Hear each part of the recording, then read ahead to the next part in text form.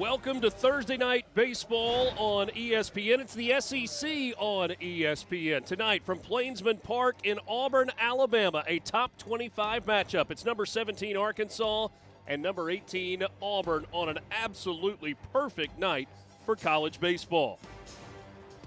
Two of the best catchers in the country on display tonight. Chase Fralick leads this Auburn team in offense. He is a veteran force. And on the other side, Ryder Helfrich, just named to the Buster Posey Award watch list for the midseason update.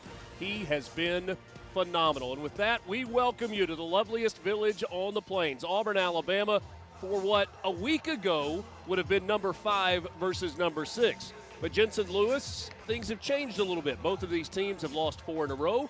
They've tumbled in the rankings. They're scuffling a little bit, both desperately looking for a win. Halfway point of the season, but also the eye on the future. And right here, right now, this Arkansas-Auburn matchup been favored to the Razorbacks. 6 consecutive series wins, including 3 here at Plainsman Park. Auburn, all they've done, won 12 of their last 13 weekend series overall. Their lone series loss a couple of weeks ago to the Texas Longhorns. Pitching matchup tonight should be a fun one. We've got a veteran on the mound for the Razorbacks and a guy making his first SEC start on the hill for Auburn. Going to be fun to watch. And when you think about where power pitchers are, you know that Gabe Gackel, a preseason All-American, it's in there. But the consistency has been the issue for the right-hander. He still has one of the elite chase rates in all of college baseball. But feast your eyes on one of the up-and-coming youngsters in Andreas Alvarez. You're looking at the nation's 4th lowest ERA and the SEC leader in ERA. Get ready for a lot of fastballs coming straight in your living room. He's going to attack from pitch number 1. Not only has Andreas Alvarez not made a start in the SEC this year, he hasn't thrown a pitch against an SEC team. He has been their midweek starter, but the numbers are elite. An ERA, you see there, sub-1. And Auburn, more importantly, 5-1 when he throws. He gets about 6.5 runs of support. That leads all Auburn pitching, and he will be tasked with taking out this Razorback attack. And the top of the order for the Razorbacks tonight, Carter Rutenbar will lead off. Camden Koziel batting in the 3-hole. He is the offensive leader and a veteran presence in this lineup for the Razorbacks, who are looking to snap a 4-game losing skid. Swept at home last weekend by the Florida Gators. They lost a midweek game to Missouri State. Andreas Alvarez as the Auburn Tigers are in all blue. This one lifted out to left. Bub Terrell on the run, gets to the edge of the warning track and makes the catch for out number 1. About a 5-pitch mix from Alvarez that you'll see tonight. Mention the fastball because that's what's gotten him to this point. We talked with head coach Butch Thompson about the growth, and he talked about pitching through hitters, and that's all Andreas Alvarez has done. He uses the fastball well to set up 3 to 4 elite off-speed pitches. You'll see primarily fastball, slider with some curve and cutter mixed in as well. Best outing this year for Andreas Alvarez came in the first meeting that Auburn had with Georgia Tech, a Georgia Tech team that swings it as well as anybody in the country. Top batting average in the country this season. He punched out a career-high 10 in that ball game. He gets a swing and a miss here from Nolan Sousa. Ball and a strike to Sousa, batting in the 2-hole. The second baseman for Arkansas, hitting .278 on the year. Couple of long balls, 15 driven in for Sousa. Bats with 1 down, and the base is empty. He pops it third base side, foul, and that's going to drift into the seats. A crowd that is still building here. It's a new look Plainsman Park. The additions have been phenomenal, and Auburn coming off a record-setting single game twice and weekend series record when they hosted Texas 2 weeks ago. Unbelievable to watch, and here you can feel an atmosphere that has certainly changed to the positive. And really, Richard, a club that now the expectation is it's not only getting through regionals into super regionals. This is a place they want to have as a distinct home field advantage. You see down the right field line with the enclosure, the noise, everything stays packed in and really on top of the action. Butch Thompson talked about the fact that it's been a slow build. This one hit sharply to short, backhanded by McCrane. Long throw just in time at first base to get Sousa for the second out. Auburn was shifted, but it was not a full shift You had McCrane played up the middle and able to take away a base hit. Really good job by just keeping his feet about him here when he gets back up, not rushing the throw. Great execution right there. Sensational defensive play to get going here in the first. And that brings Camden Koziel to the plate for the Razorbacks. Get a look at McCrane there. It's short. A shift on for Koziel with the Auburn defense for the first pitch of the at-bat. It's fouled down the first base line. Koziel hitting .336 on the year. 8 home runs to lead the Razorbacks and 37 driven in. He is an Omaha, Nebraska native, and that is where he would like to be when this season comes to an end.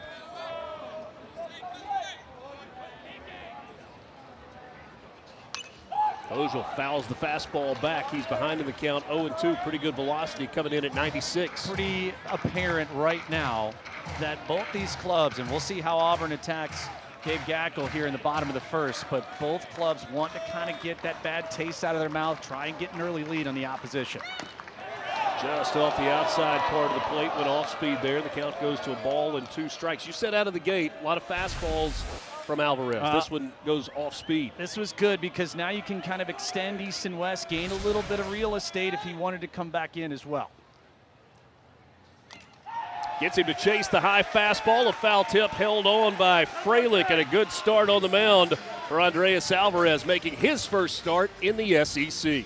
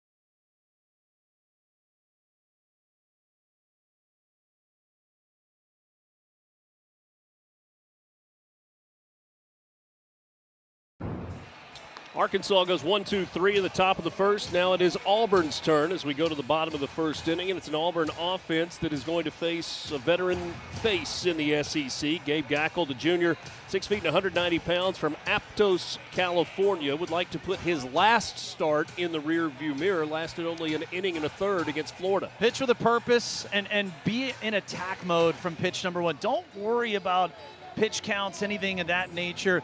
Create length and leverage by being in the zone. Force Auburn, who has really struggled offensively, especially in that sweep by the Alabama Crimson Tide. Only 4 runs scored. They'll be tasked with trying to stop these guys at the top. Bristol Carter, to say there's some personality there would be an understatement. He's kind of that lightning rod that's got to get this Auburn attack going quickly. The center fielder, you see Freilich hitting in the 2-hole. This is an Auburn team that is looking for more offense. They are hitting .285 for the year, but in SEC play, just a .211 team batting average. Butch Thompson was very straightforward. He said when you score a total of 4 runs in a combined 4 SEC games, you're not going to win very often. And even thinking about where the dominance has been overall with this Auburn pitching staff, even with that, a .145 average in that sweep against Alabama, 22 left on, but it's the runners in scoring position. That'll be the key not only tonight, Richard, but when you look at the overall complexion of this series. Both offenses struggling in that category just a week ago. Who will be that first team to be able to get that early lead? First look at the Auburn offense tonight with Bristol Carter stepping in to lead things off for the Tigers, hitting .351 on the year, just .130 though in conference play so far. Trying to be a table setter at the top of the order. First pitch from Gackel on the ground, left side. That's fielded by Koziel. He'll throw across in time. One pitch and one out. This is a little better start for Gabe Gackel. That's exactly what we're looking for. Pitching with a purpose. You know that these lineups are going to be action early, and a far cry from where we saw Gabe Gackel just a week ago. Florida came into that series really struggling offensively themselves, but it was the command that eluded Gackel. He didn't last long in that outing. An inning and a third. You see the breakdown. More balls than strikes. Hey, we don't have to be a rocket scientist to understand. It's going to put you behind the 8 ball. He's got to get much better first time through the order tonight. Misses low here for ball one to Chase Freilich, the outstanding catcher and hitter for the Auburn Tigers. A .352 average on the season. He's from Peachtree City, Georgia. We got two guys catching tonight that are destined to pretty good to make good money as they continue to play this this game that we all love so much for a long time.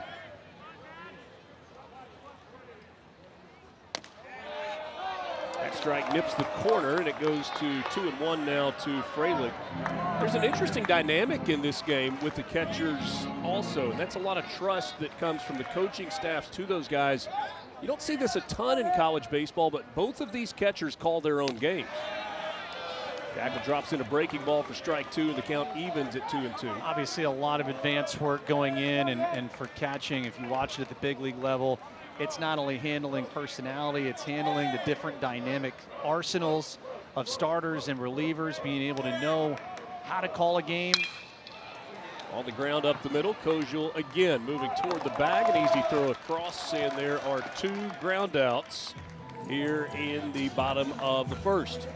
And we're talking with Dave Van Horn about the last outing for Gabe Gackel, and I said to him, you were pretty candid in your remarks. He said, I'm always candid. Yeah. He goes, hey, we've been lying to the kids. He said he didn't pitch very well. He knew he didn't pitch very well.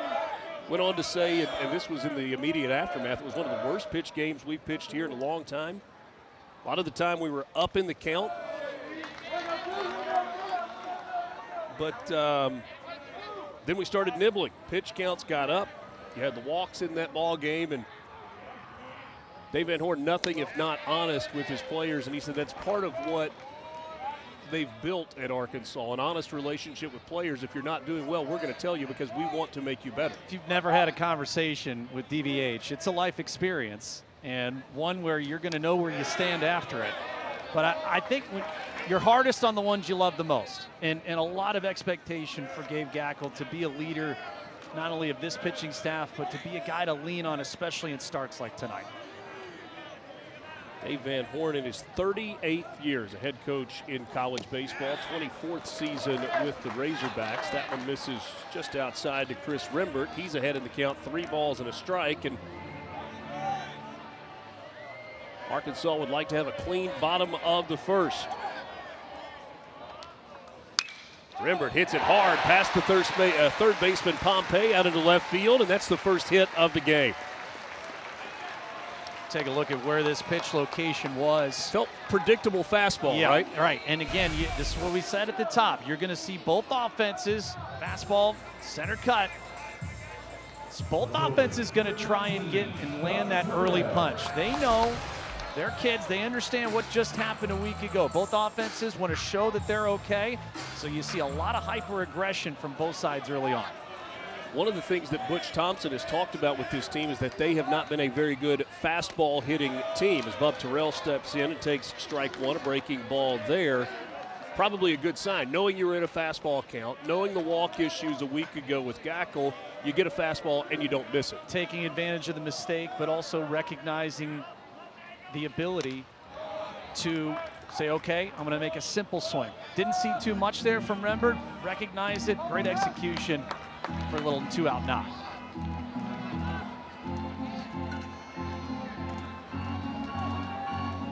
Rembert at first, Bub Terrell behind in the count, no balls and 2 strikes.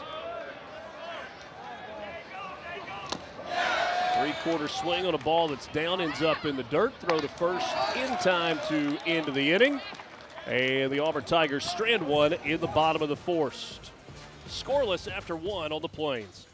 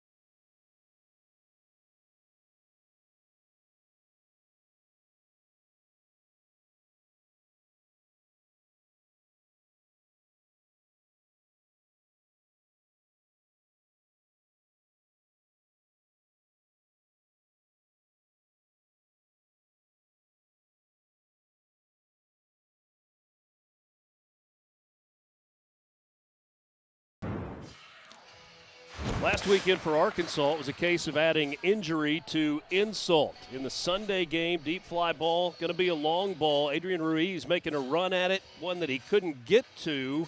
Bumped into the wall, looked innocent enough, turned out to be a knee injury, and he's going to be out for a little while for the Razorbacks. Not only that, but you just think of the experience as a redshirt junior, the .330 batting average, team leader in stolen bases, but a guy that patrols the outfield the way that he does. Massive loss for the Hogs here for substantial time. Second leading hitter on the Razorbacks team with that .330 average, and it's going to be kind of a wait and see. They expect to get Ruiz back this season, just not sure exactly when that is going to be. First look at the plate at Ryder Helfrich, and this one off the glove of Freilich to the backstop. Count goes to 2-0 on the Razorbacks catcher. 9 home runs, 26 driven in on the season. The junior from Discovery Bay, California. He is high on the watch list for a bunch of scouts that are here at the ballpark tonight. You think about teams that go to Omaha every year.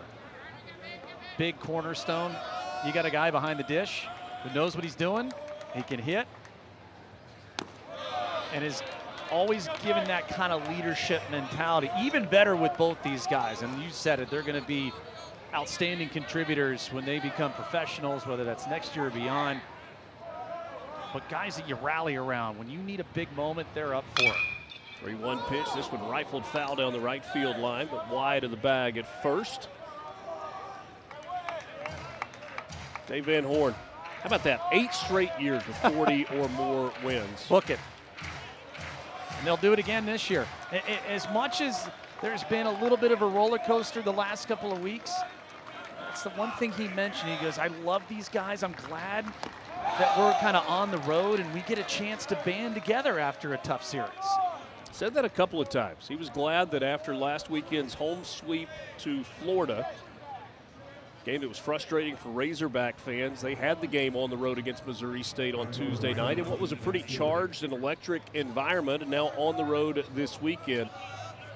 18 or more wins in 8 straight seasons in SEC play as well. In fact, the last time that Arkansas started 4-5 in conference play, that was back in 2016. This pitch gets the corner for strike one to Zach Stewart. Stewart, the right fielder, hitting .276. He has 49 career home runs. 5 of them have come this year for the Razorbacks. And he takes strike 2. Kind of like where Alvarez is at the moment. It is a little feeling out period here, but making the hitter make the decision. It's a really good pitcher's pitch early. Loving the command right now from the young right-hander. Zach Stewart, the transfer from Missouri State, a great career there. He takes low for ball 1. Arkansas not a team that runs a ton. They've been fairly successful on the base paths, 40 of 47. Ryder Helfrich, not just sneaky athletic, very athletic. And he can steal a base. Starts to go and stops. This one fouled off, and Freilich, boy, he took a shot there. I thought you had the Hog signs there for a moment. Helfrich get his start and stop there. But I tell you, you think about that guy right there, Chase Freilich, and of course, Ryder Helfrich down there on the base paths. Just put a bow on that catching thought. You look for continuity in great contending programs, and that seems to be that common denominator. Guys that not only do it well offensively, but calling your own game. I'm not sure people realize that this still young of an age. You have all the data you want, you have all the analytics, but trusting your guy, infusing confidence in your staff, it's a huge difference maker. 1-2 from Alvarez, fouled straight back. Stewart stays alive at the plate. Now, you said a second ago, you want a catcher who can do all the things behind the plate, and there are a lot of coaches that will sacrifice offense for a guy that is elite defensively. Neither of these coaches are having to make that decision. Not at all. Helfrich drew the walk to start the inning. He stands at first base. And that's a swing and a miss for Stewart. Second strikeout of the night for Alvarez. Well, this is Just par for the course. 37% of Andreas Alvarez's outs this year via the punch out. That's just a nice overhand breaking ball right there, disappearing, and it could be one of those nights. Auburn has won 5 of the 6 games that Alvarez has started this year. Again, all of them in the midweek.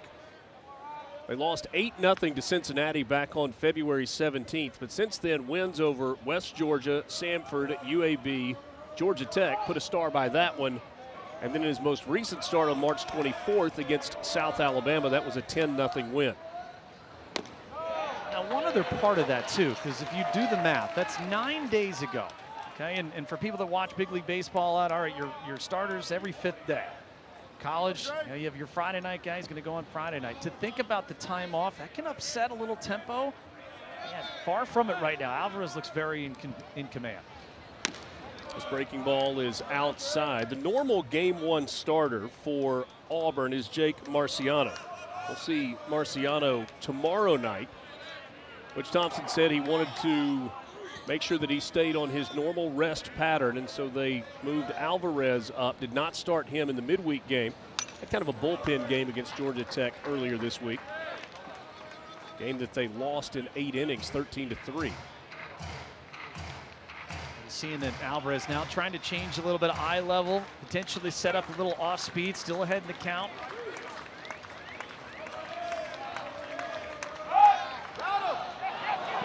This one gets away at first base. Springerman's going to have to run it down, and will do so down by the tarp.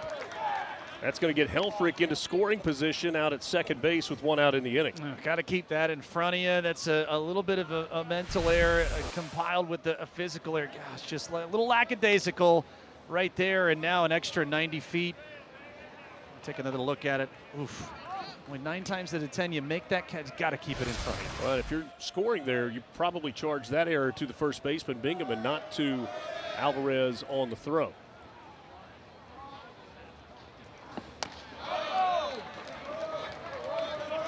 So E3 officially allows Helfrich to get into scoring position out at second base.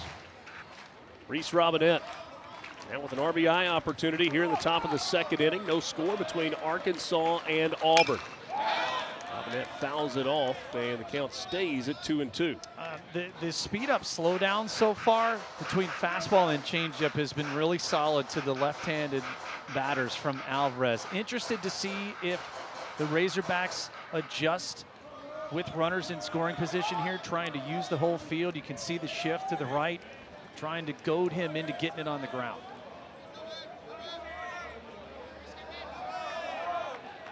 Two-two. Runs inside, and the count goes full now to Reese Robinette. And this is the other part about Chase Fralick. He's the one giving the signals here. He's the one calling the game. Interested to see if he tries to expand the zone. Full count. Robinette gets a swing and a miss on a breaking ball, off-speed pitch. I guess a changeup that time. I'll tell you, the real depth to the breaking ball here. That was real good top to bottom on the curve. Gutsy call, too, on a full count. Know you had a base open, but traditionally, as you see the usage here from Andreas Alvarez, it's going to be primarily fastball and even at 2-strike counts. So a little something, a little nugget to put in the back of the mind of the Hogs hitters going back to the dugout. 19 pitches so far in the inning after an 11-pitch first for Andreas Alvarez.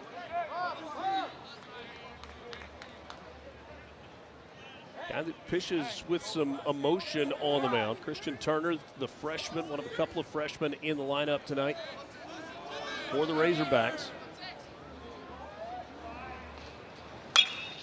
On the ground to the right side, fielded by Rembert. Covering it first is Alvarez, and Arkansas strands a runner here in the top of the 2nd. Well, pitchers, what do you got to do on a ball to the right side? Scamper over. Make sure you break the feet down. Nice little feed here. And again, another quality inning. We're scoreless headed to the bottom of the 2nd.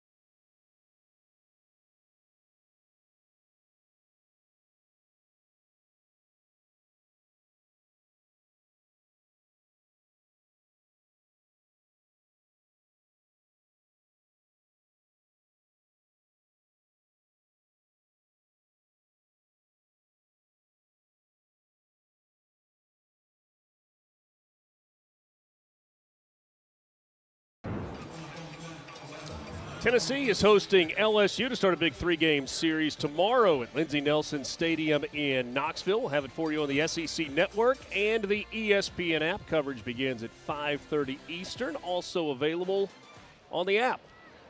Good to see all those guys well hydrated up on top of the wall beyond left field. Very important on a humid night here in early April. Eric Guevara leading things off in the 5-hole, the third baseman for Auburn from Panama City, Panama. He takes a breaking ball for strike one. Count goes to 1-1 on Guevara. Hitting .309 on the year. One of the older guys on this team, a junior in the lineup. It's been one of the themes that we've seen from Butch Thompson talking about the youth. He's got a true freshman starting in right field, a redshirt freshman starting at shortstop. They happen to be brothers. A lot of young pieces on the field. All of his his 4 starting pitchers are all sophomores. Guevara up the middle, that's a base hit.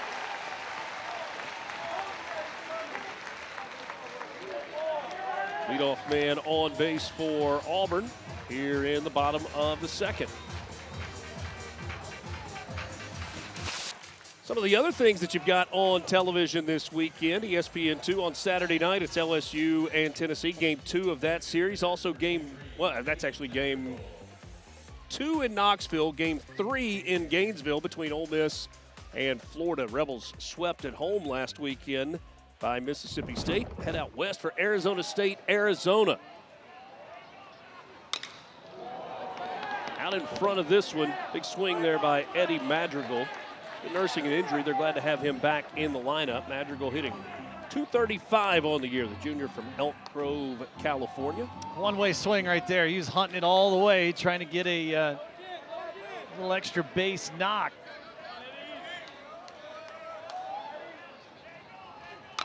Madrigal goes after the next pitch, and he grounds this one foul up the first baseline, fielded there by Robinette. I love that right there. Okay, as a pitcher, all right, you see the big hack. You're like, oh, okay. Here, let me prove it to me. You can do it again. I like coming back with the heater, feeling that the conviction already. I know we're just through an inning plus here, but this looks like the old Gabe Gackle, at least from that attack mentality, much more efficient so far in the zone. Right-hander Gabe Gackle. This is there for ball 1. Looking for a swing and a miss with the breaking ball in the dirt.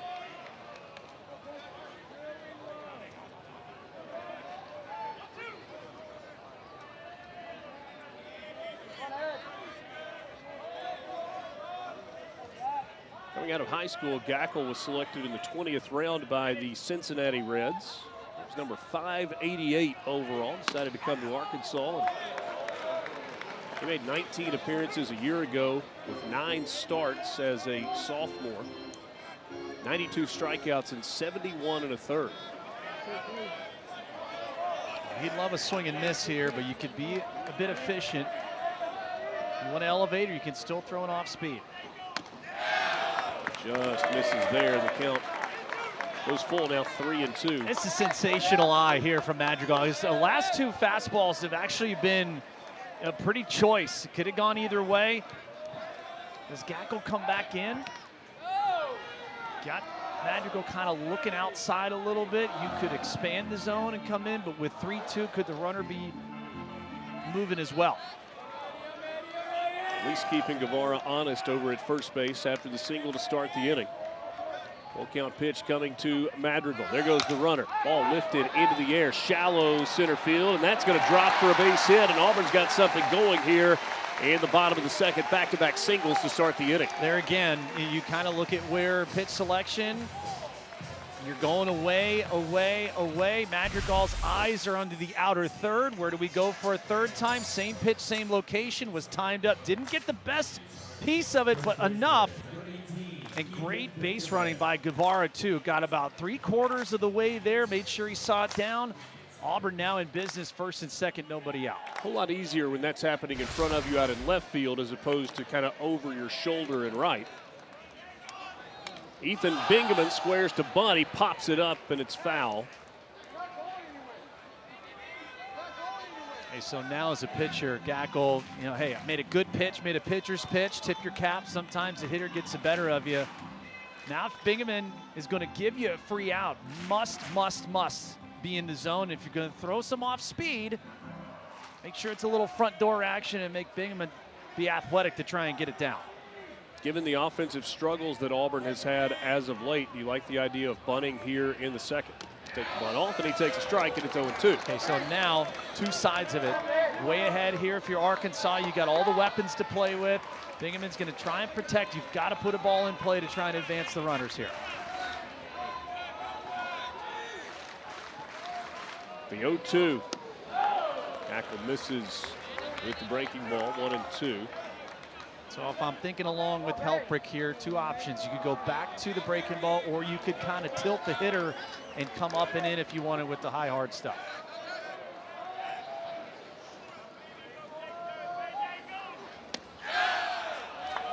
Was fastball, missed away, and the count is now even. 2 balls and 2 strikes.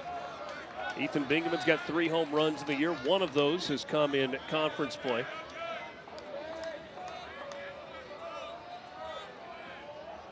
2-2 with a pair of runners on base, and it's now full. A little bit of an overthrow, trying to do a little too much. That second inning of Gabe Gackle's last start was the undoing for him there. Got to try and keep the emotions in check. 1 pitch away from collecting a double play. Gackle has had the career progression. Outstanding as a freshman out of the bullpen. Strike 3 call. Paints on the inside corner with a 94 mile an hour fastball for the first out of the inning. Wow. Gutsy call too. Thinking about how that at bat transpired and to have the confidence, that ball kind of tails back. You could see it was a bit of a mislocation, but boy, does Gabe Gackle get a massive punch out in that spot. Really subtle frame there by Helfrich at the end to possibly steal a strike. And a violation on the hitter there, I believe. Mason McCrane was not in the batter's box in time, and so it's the warning, and that is a first pitch strike. Beg your pardon. It was called a strike because he was not in the box in time, and so he is behind in the count 0-2 after just 1 pitch in the at-bat.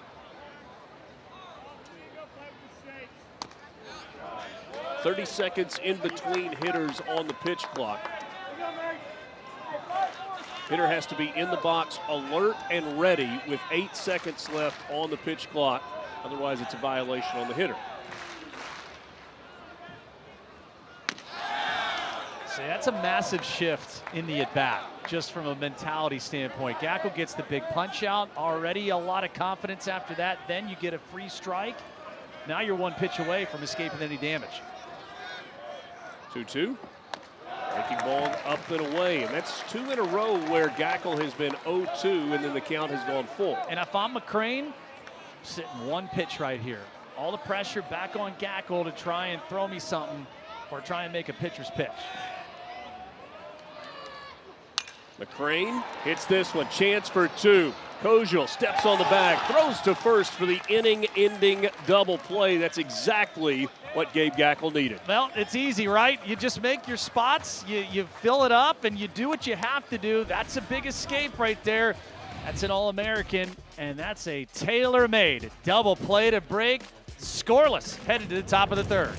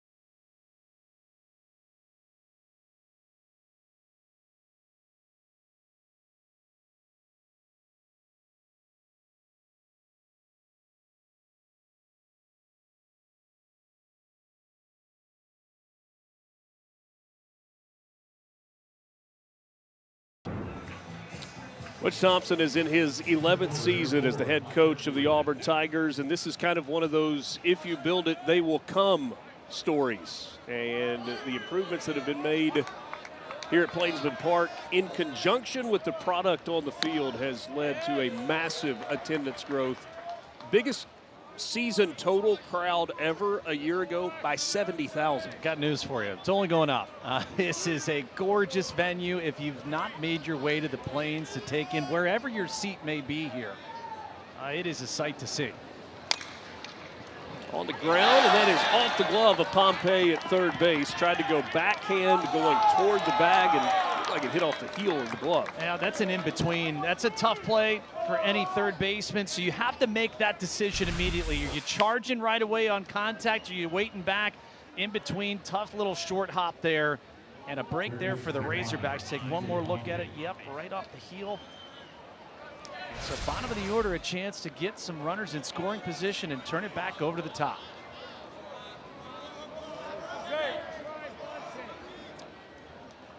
I beg your pardon, I said Pompey. I had not flipped my scorecard. Pompey's the third baseman for Auburn. That's Guevara over at third base. They actually gave that an infield single. Wow. Oh, okay. And this is bunted, and it's foul. Well, it's hit sharply down the line, and tough play for Guevara, trying to backhand it, come up and make the throw across. You're assuming that all of that is going to happen, but kind of expected to see E5 there. Yeah. Get it, get a single instead. And I know Mike Anu's okay with that. Yeah. Yes, he is. Here is TJ Pompey trying to get that bunt down and pulls back and takes ball one. 1 ball, 1 strike to Pompey, batting in the 9 hole. A little bit of pop in that 9 hole. He's got 6 home runs on the year, including a walk-off home run against Mississippi State in game 1 of the conference opener. And you feel for Arkansas, just again, looking at what's transpired for them. Yes, you score a boatload of runs in the midweek, but you lose to Missouri State. Back over the weekend. This ball hit way up in the air down the right field line. McCrane with a long run, and you run out of foul territory in a hurry the deeper you get down that right field line. A good effort down there, and as I was saying, with where Arkansas's offense came out of that series sweep at the hands of Florida, there is that tendency like, all right, we got to find it. We got to just get one across and things will start to go. So I think that's the unique part about this first time through the order. And then when we see the second time through, will these offenses try to go hyper-aggressive early? Do they stay a little bit more patient second time through? 1-2 pitch runs inside. The count goes to 2-2. Talked about the crowds growing, and Arkansas obviously at Baum-Walker Stadium has been one of the standard bearers for what it's supposed to feel like, or what it can feel like at the ballpark. Pompey goes down. Auburn is in that growth phase, and you can kind of look at some of the teams that used to be in the SEC West before we went to one big team, and you think about LSU and what they've been. You think about Mississippi State and what they've been, what Ole Miss has become in terms of attendance. Texas A&M coming into the league, and it's a big deal there. It's like Auburn has looked at this and said, hey, we can be competitive in this environment as well. Yeah. Well, and then also the facilities. And again, in our age of NIL, you know, there is an element of that as far as recruiting, but still, when you're top-notch at not only your pitching lab, but your cages, your weight room, your rehab, you've got everything you need under one roof at both these programs, and they do it with their own flair, their own personality, and that's the great part. When you go to these different stops, everyone knows they have the same goal. Everyone works with similar data. This ball grounded foul just wide of the bag at third is at the top of the lineup. Rutenbar trying to kind of slap one the opposite way there. It doesn't hurt that the athletics director is a baseball guy at his core. John Cohen, longtime coach in the SEC at Kentucky and Mississippi State, moves into that administration role at Mississippi State, where he is the athletics director and now the AD here at Auburn. commitment in terms of resources to the facilities and all of the extra things that you were talking about. And then it's the development, right? Player development. You hear that tagline through a lot of programs, but you're looking at an Auburn team. We'll take Alvarez as a perfect example. Young kid getting the opportunities, and it's by design because that's how you got to try and win. This one fouled up the first baseline. Butch Thompson told us that he has had to evolve a bit in the way he approaches the game. He's pretty buttoned up. If you've been around Butch a long time pitching coach, gets this opportunity to be the head coach at Auburn, and he is a baseball guy. But he says, I've had to loosen up a little bit. They had the opportunity to bring in the Savannah Bananas this past fall. He said, I had to think about that for a few weeks. Strike 3 called. Alvarez with his 5th punch out of the game. I'll tell you what, 5th strikeout tonight, and another great example of painting the corner. Look at the great arm speed. Might have been a little bit elevated, but again, when you maintain that arm speed on your off speed, you're going to upset the hitter's time. You're going to confuse him. Well done. 5th punch out of the night. 6 of 7 hitters that he's gotten to 2 strikes. They've gotten it out. This ball lifted out into that deep gap in left field. Bob Terrell hauls it in and then sends a souvenir up top. Arkansas strands a runner as we go to the bottom of the 3rd.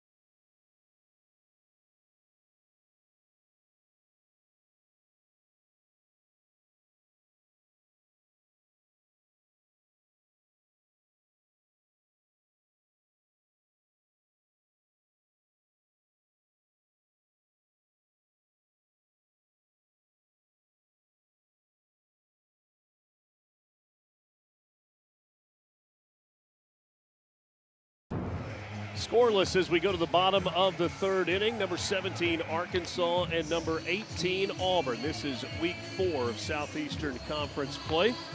Butch Thompson is the head coach of the Auburn Tigers in his 11th year on the Plains. And Coach, before the break, we were talking about how much things have changed. You just look around the ballpark, the fan support, the commitment to baseball at Auburn. I know that's got to put a big smile on your face.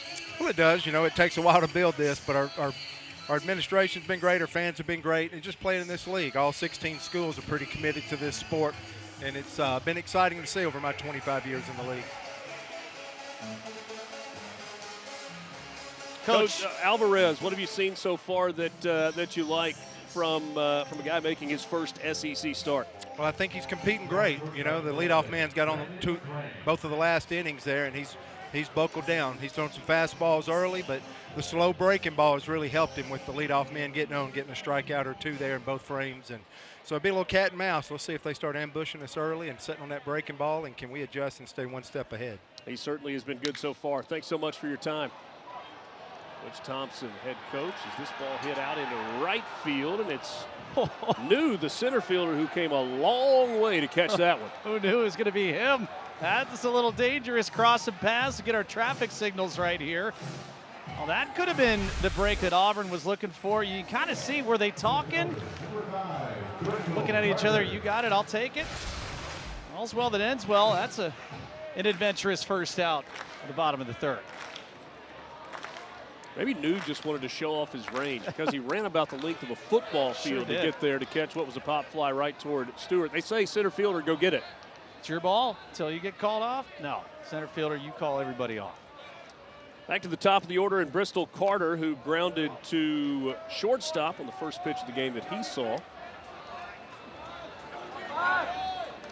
Gabe Gackel.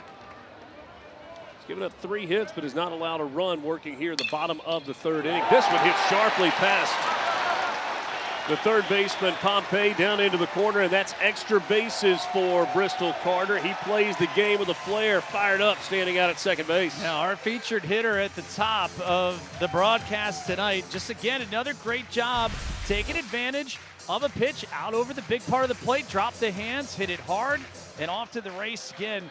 Gackel got to have that ball a little bit farther down. So elevated breaking ball to the advantage, and Carter a leadoff double to get the bottom of the third going for the Tigers.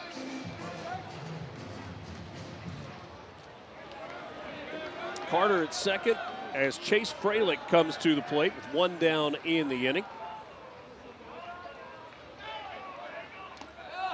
Fralick takes ball one in the dirt. That was the fourth double of the year for Bristol Carter. Got a sneaking suspicion. You've been looking at how much Auburn's offense has struggled with the base open.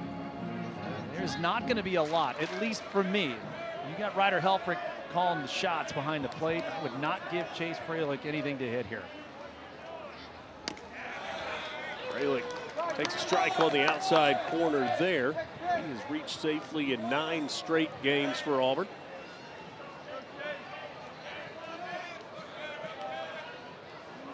Much better so far tonight than he was against Florida a week ago. Now ball to the right side. That's fielded by Sousa. That'll move the runner over, and they're 2 down in the inning. So now Auburn in a spot where they are looking for a 2-out base hit to try and break this scoreless tie. Already much better than just a week ago when it was the 4 walks that ultimately did him into the second inning. Did not survive it against the Gators. Tonight into the third, much more efficient. No free passes thus far. Rembert goes after the first pitch. It's a fly ball out to right field. Stewart moving over toward the line. He'll make the catch, and once again, Auburn strands at a runner. They've done that 3 innings in a row. Scoreless through 3 on the Plains.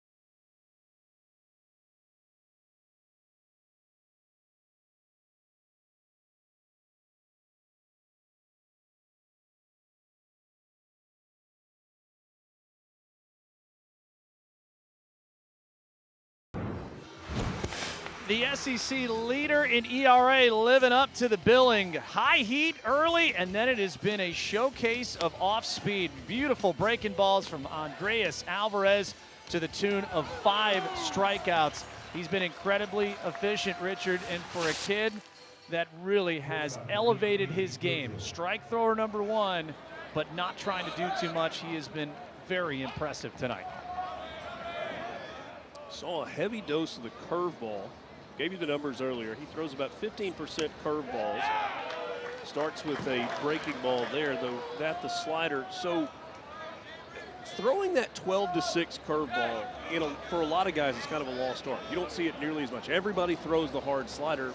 Why is that? This ball out into right field, but it's handled there by McCrane.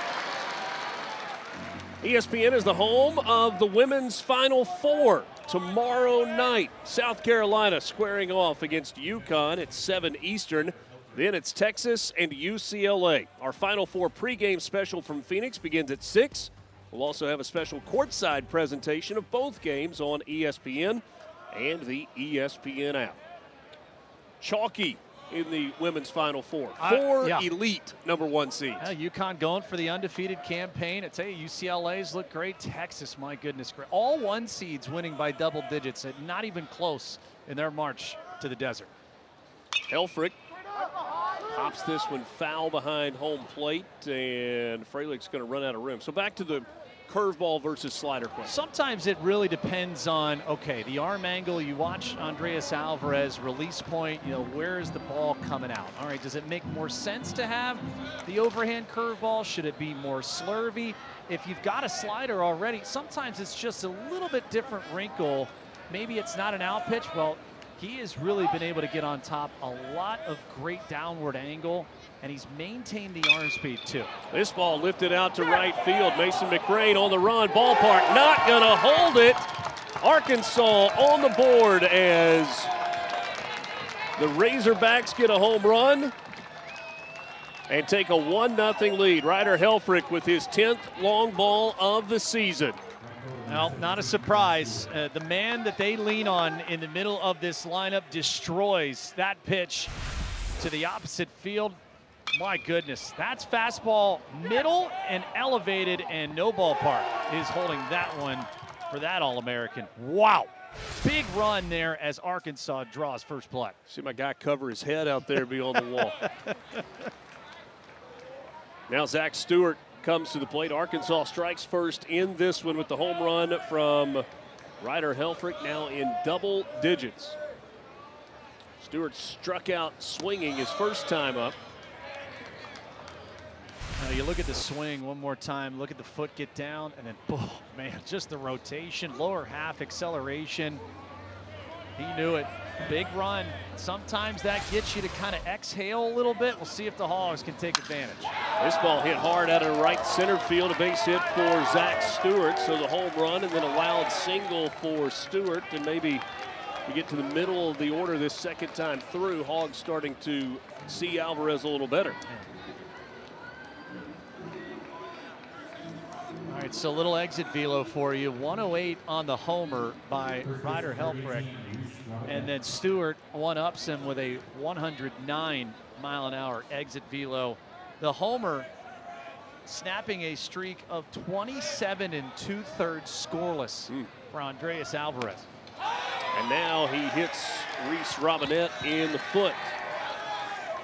Still one out in the inning, but a couple of base runners for Arkansas. You had the fly out from Koziel, then the solo home run from Helfrich. Single from Stewart, and Robinette hit by the pitch.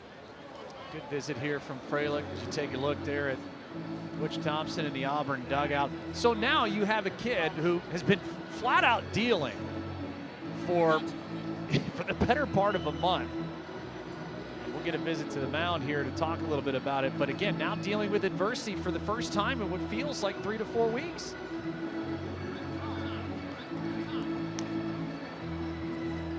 Pitching coach Everett Tiefert out to have a conversation with Alvarez, who had struck out 5. Well, we have our answer about if the Hogs were going to be patient second time around. It's actually been mislocation. And so what's unique is that you have a pitcher who's been utterly dominant first time through, and then all of a sudden it can just leave you. Or you look at, all right, did I try and execute a pitch where I miss a location? That certainly was the case to Helfrich. Now you got to dig deep a little bit, one pitch at a time. And if you're the Hogs, do not allow him to wriggle off the hook here. You've got to make this a crooked number in it. Just a note there on the run that was allowed. It's the first earned run in 27 2/3. That's still crazy. He has not allowed many runs, period, all season long coming into this one. Andreas Alvarez, we told you at the top of the show, an 0.85 ERA for the season now. 8 runs allowed and only 4 earned in 34 innings.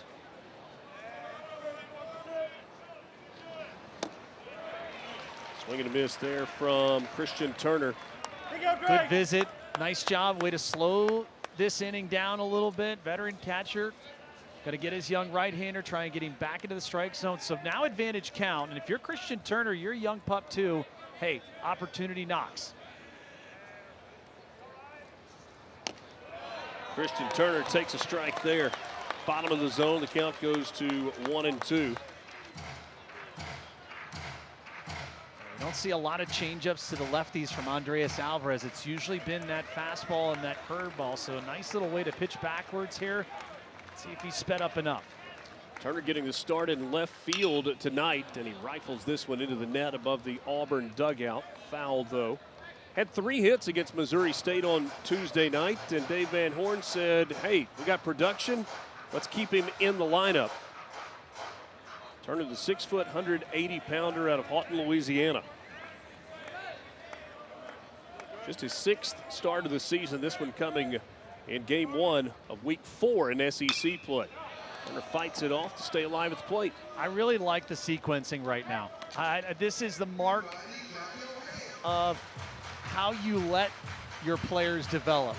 Chase Fralick identifying that guys are kind of action early on the heater. Okay, let's try and pitch backwards a little bit. Let's try and upset some tempo. Really well executed thus far. Arkansas has taken a 1-0 lead thanks to a solo home run from Ryder Helfrich. This pitch misses away, and the count goes to 2-2 on Turner. Good at bat here for the freshman. Yep, and the one thing you can't do if you're Alvarez, don't get away too much from your heater. It's what brought you here. Little movement count. Got it out at any base. One of the things that Alvarez has done as the season has gone along is been a little more economical with his pitches. It's allowed him to get a little deeper in games. That was pitch number 61 here in the 4th inning.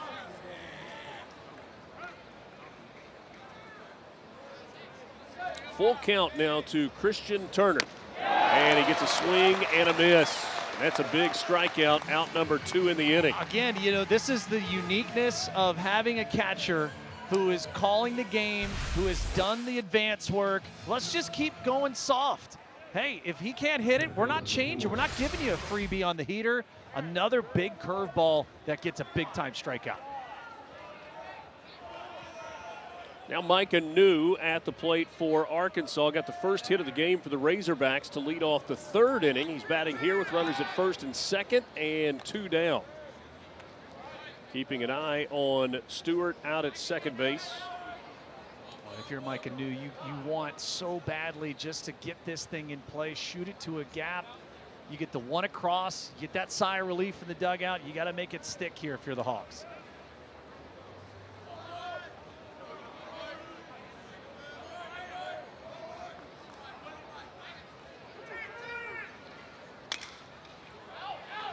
Fouled away.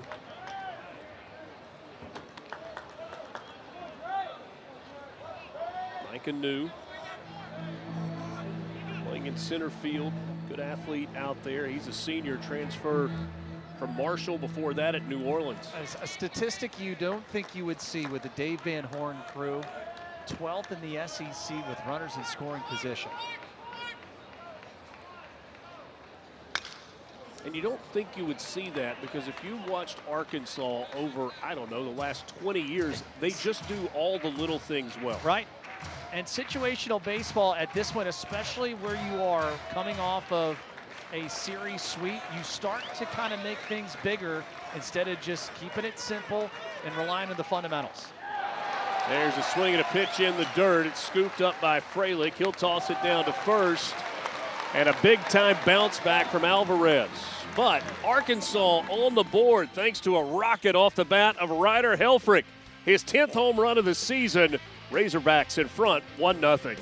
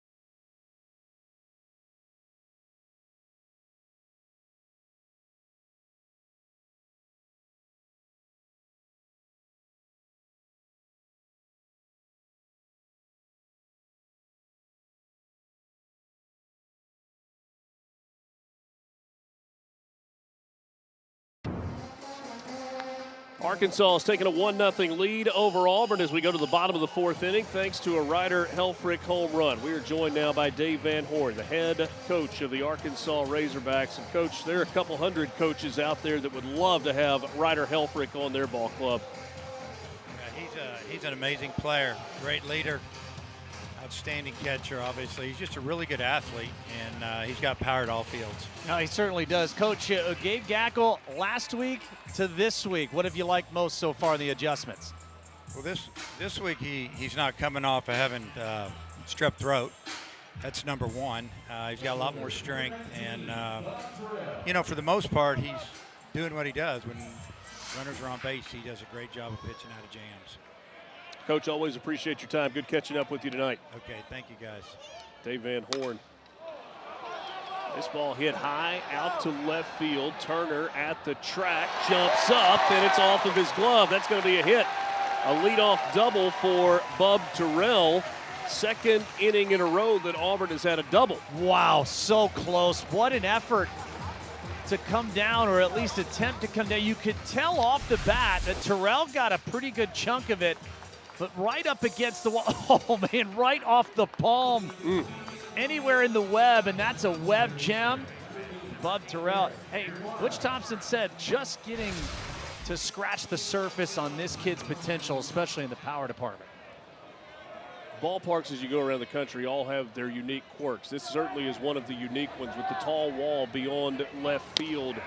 The freshman Turner played that as well as you can possibly play it, just didn't finish the catch. Absolutely. He'd gone back on it. He could feel the wall, and a really outstanding effort just comes up a bit short. Of all the additions at Plainsman Park, is that the coolest? Probably. The seats on top of the monster? Yeah. This one in the dirt. So is he, and one more time for people that want to kind of see it slowed down a little bit, he does everything fundamentally right. There's no other step he could have taken, and I don't even think you could say he overran it whatsoever. He got there, gave it everything he had. It's a job well done. But the result still is Bub Terrell standing at second base with nobody out, and Eric Guevara at the plate. Guevara with a single in his first at bat. And now Eric Guevara ahead in the count, 3 balls and no strikes.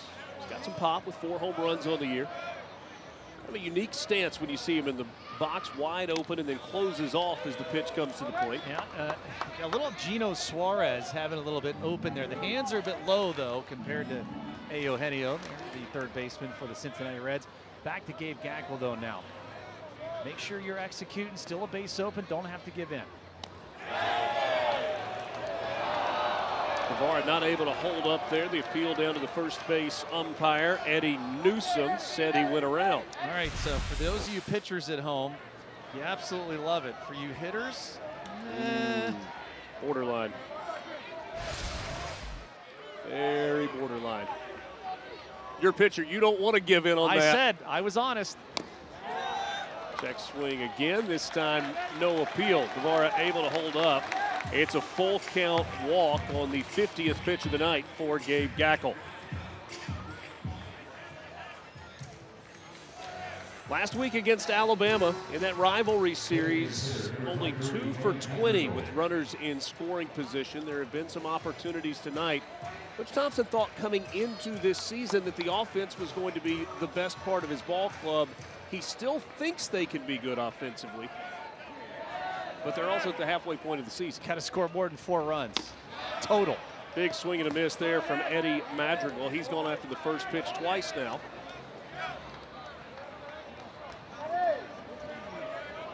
Auburn already 0 for 4 with runners in scoring position. They've had a couple of chances to get to Gackel, but he's just been the better man so far. 1-1 now to Madrigal, who missed some time, banged up. It's only the 7th game that he has played in this year. As you see, Bub Terrell at second base with the leadoff double. Guevara at first after drawing a full count walk. Only the 5th start of the year for Eddie Madrigal. And he takes low for ball 2, ahead in the count. If I'm Auburn right now, I'm letting Gackel beat himself. If you see a guy that's starting to struggle command-wise, you've got to let him kind of walk the plank a little bit. If you go and roll over a pitch, you're just doing him a favor. That one low as well. 3 balls and a strike now to Eddie Madrigal. Now, if I'm Gabe Gackle, I got to try and get some moxie here. I got to try and stand up a little bit. Arkansas leading it 1-0. That fastball misses down and in, and the bases are loaded for Auburn with nobody out here in the bottom of the 4th. All right, so what did we see last weekend, right? It was the 2nd inning. It was the command in that Florida start that, really was the problem area. He couldn't even get out of it. Now Matt Hobbs going to go, and if I'm Matt Hobbs, all I'm telling him is this: hey, you've been really good. I'm taking all the negative, what I just saw, and I'm telling him, you have been great tonight. Deep breath, throw me strike 1 here. Let's get back into the zone, okay? Do not go out there and feel like you got a nibble. You have got to attack the zone right here. Matt Hobbs, the pitching coach, out. Conversation over. And Gackle has worked himself into a mess. Leadoff double and then back-to-back walks. The first 2 walks of the game by Gabe Gackle. He's got a couple of strikeouts tonight. Auburn now with Bub Terrell at 3rd base. Guevara is at 2nd, and Madrigal stands at 1st base with Ethan Bingaman at the plate. And the first baseman takes strike 1. That's huge. Okay, so now you can go to work if you're Gackle. You got all parts of the plate to work with. And if you're Bingaman, 1 pitch, 1 spot still in your favor. Fouls it off, and he's behind in the count. No balls and 2 strikes. Gackle has allowed 5 hits through 3+ innings. A couple of walks and a pair of strikeouts so far. 1-0, Arkansas in front. Auburn trying to answer the run that the Razorbacks scored in the top half of the inning. This ball lifted out to left field. Turner in that deep part of the gap. That's going to be deep enough to get Terrell home. Also for Guevara to go from 2nd to 3rd, and Auburn ties it up with a sacrifice fly. Situational baseball right here. Again, down in the count, 0-2. And Bingaman does exactly what you have to do. This is one that I think Gackle would love to have back. If you want, I mean, that ball has to be in the dirt. If I'm an 0-2 breaking ball, I have got to make the hitter chase. Bingaman doesn't try and do too much. Got a pretty good swing on it, too. And we're all level back at 1. And while that does not count as a hit with a runner in scoring position, it is a productive at-bat. We've got a 1-1 ball game. And Mason McCrane, the right fielder, at the plate. 3/4 swing, waves at that one for strike 1. McCrane grounded into a double play his first time up. Mason McCrane, the true freshman, starting out in right field. Lefty against the right-hander Gackle. That one just missed.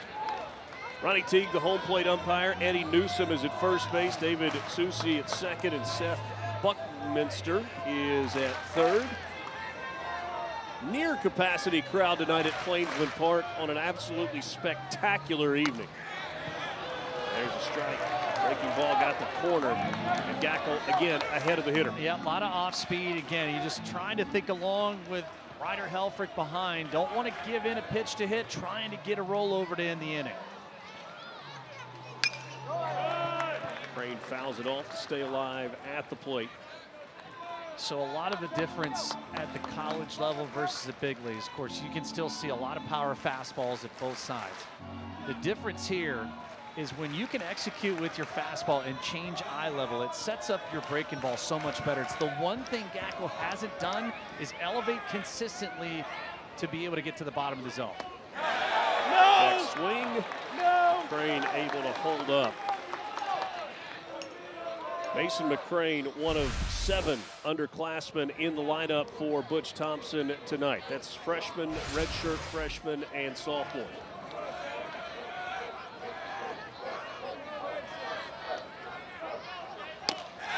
Strike 3 called. Just laid the fastball in there for out number 2 in the inning. McCrane goes away looking. Man, he's going to have a nightmare about that at bat because you've got to swing. You got to at least attempt to put the ball in play. Paint from Gackel and a real great pitch presentation from Ryder Helfrich. Massive second out in this inning. You'd love to hit the 3-run home run. You'd love to hit one in the gap, but if you got a pitch to handle, hit a fly ball and try and get that second run home. Absolutely. Now the 9-hole hitter, older brother Brandon McCrane at the plate. This a right-on-right matchup, and Brandon takes strike 1, hitting 9th in the order, playing shortstop. Which Thompson said kind of have forced him into that shortstop position, and he's played it well defensively. There's strike 2, no balls and 2 strikes. And now Gabe Gackel trying to do his Houdini impression and get out of this with just 1 run allowed. You can see the difference in body language, man. It is back there. He's starting to feel it a little bit. This one in the dirt. After the meeting on the mound, goes sac fly to give up a run to get the first out of the inning. Gets the punch out of Mason McCrane, and now a pitch away from getting out of the inning with just 1 run across after Auburn had bases loaded, nobody out. It's a job well done. Matt Hobbs saw it all the way from the dugout, knew his righty needed just a moment, and he's reeled it back in. The 1-2 to McCrane. Runner going. Fake throw to second. In fact, Auburn was trying to kind of bait that throw to second base to steal a run. Now, that's the unique part about that play. You could, if you're Madrigal, you could have just hung out and forced the throw. Make them make the decision there. Again, we know how much they've struggled to score. You could have at least created some chaos there. 2 now in scoring position.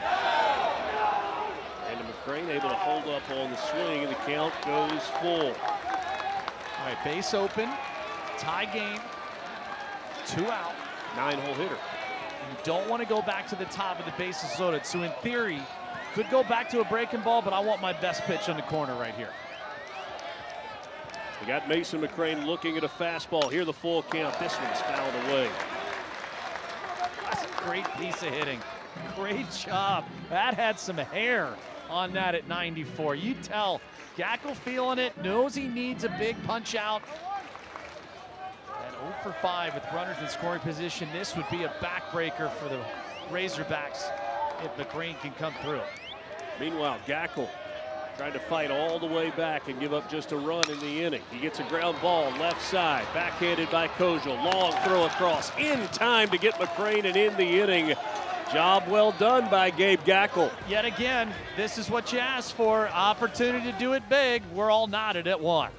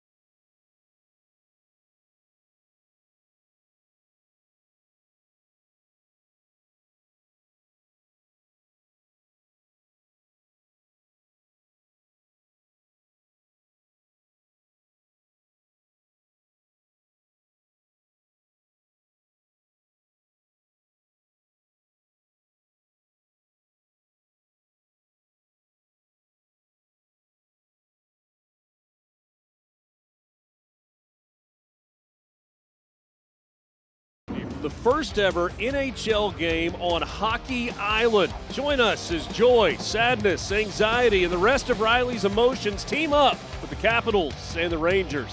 It's Sunday, April 5th, exclusively on Disney+, Disney XD, Disney Channel, and of course, the ESPN app. Little anxiety. Which one are you? I was just saying, we just saw anxiety right out here in the 4th inning. Gabe Gackel may have gone from anxiety to joy getting out of that inning with just 1 run allowed. So now it is Andreas Alvarez's turn. Back out for the top of the 5th inning. He gave up a 1-out solo home run to Ryder Helfrich. His offense able to answer with a sacrifice fly for a run in the bottom of the 4th. That's where we stand, 1-1 on this Thursday night, leading into Easter weekend. 6 of the 8 series this weekend in the SEC are Thursday, Friday, Saturday. It's a big reason why we're seeing this young Alvarez get the opportunity tonight. Butch Thompson wanted to leave their ace in Marciano tomorrow.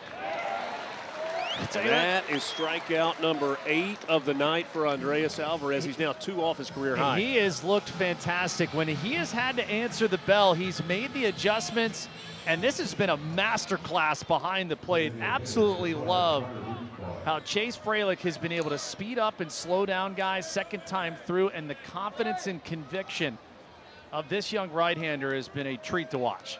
Second time that TJ Pompey has struck out tonight. This one hit on the ground through the 6th hole. Shortstop McCrane was pulled up the middle, and Carter Rutenbar just slapped it through that hole.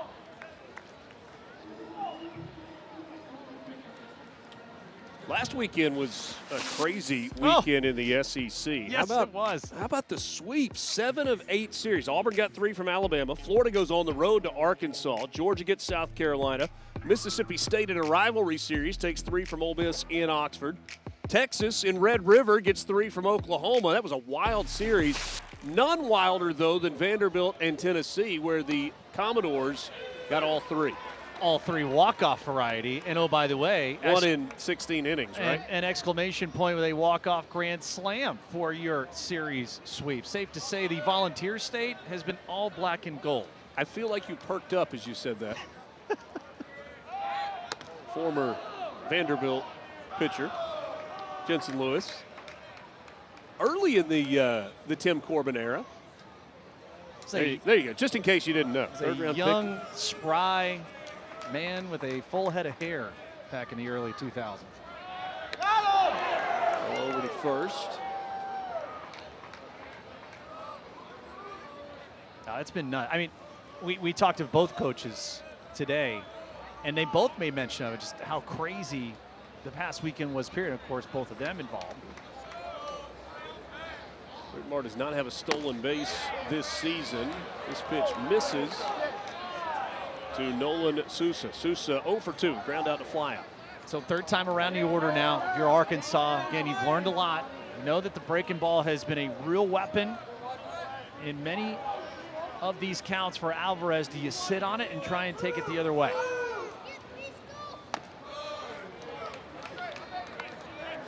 Ahead 3 balls. Excuse me, 2 balls and a strike now.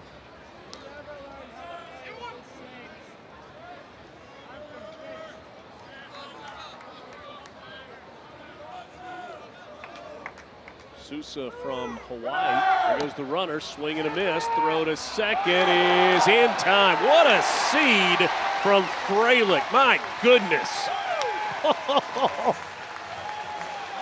Just another Thursday at Plainsman Park. Check out catch release, accuracy. Bang. What a play. That had a vapor trail behind it. If you're a pitcher, you don't have to be reminded you need to get out of the way if a runner goes. Yes, duck and cover. That was right through where Alvarez had been standing. 2nd out of the inning, and now a 2-2 pitch fouled away. The fundamentals this one's worth one more look. Yeah, the fundamentals are key, right? The exchange, the accuracy, the arm strength, and the tag at the end. So well done. There was a time where a coach would say, no, you can't make that throw if you've got a knee on the ground when you're receiving the pitch. But you see how Fralick's lined up there. He had that right knee on the ground, but was immediately able to come out of it. Sure was. He has come up big in a lot of different ways. Very impressed with how he's helped Alvarez navigate 2nd and now 3rd time through, really being able to mix the various off speed to keep the Hogs off balance.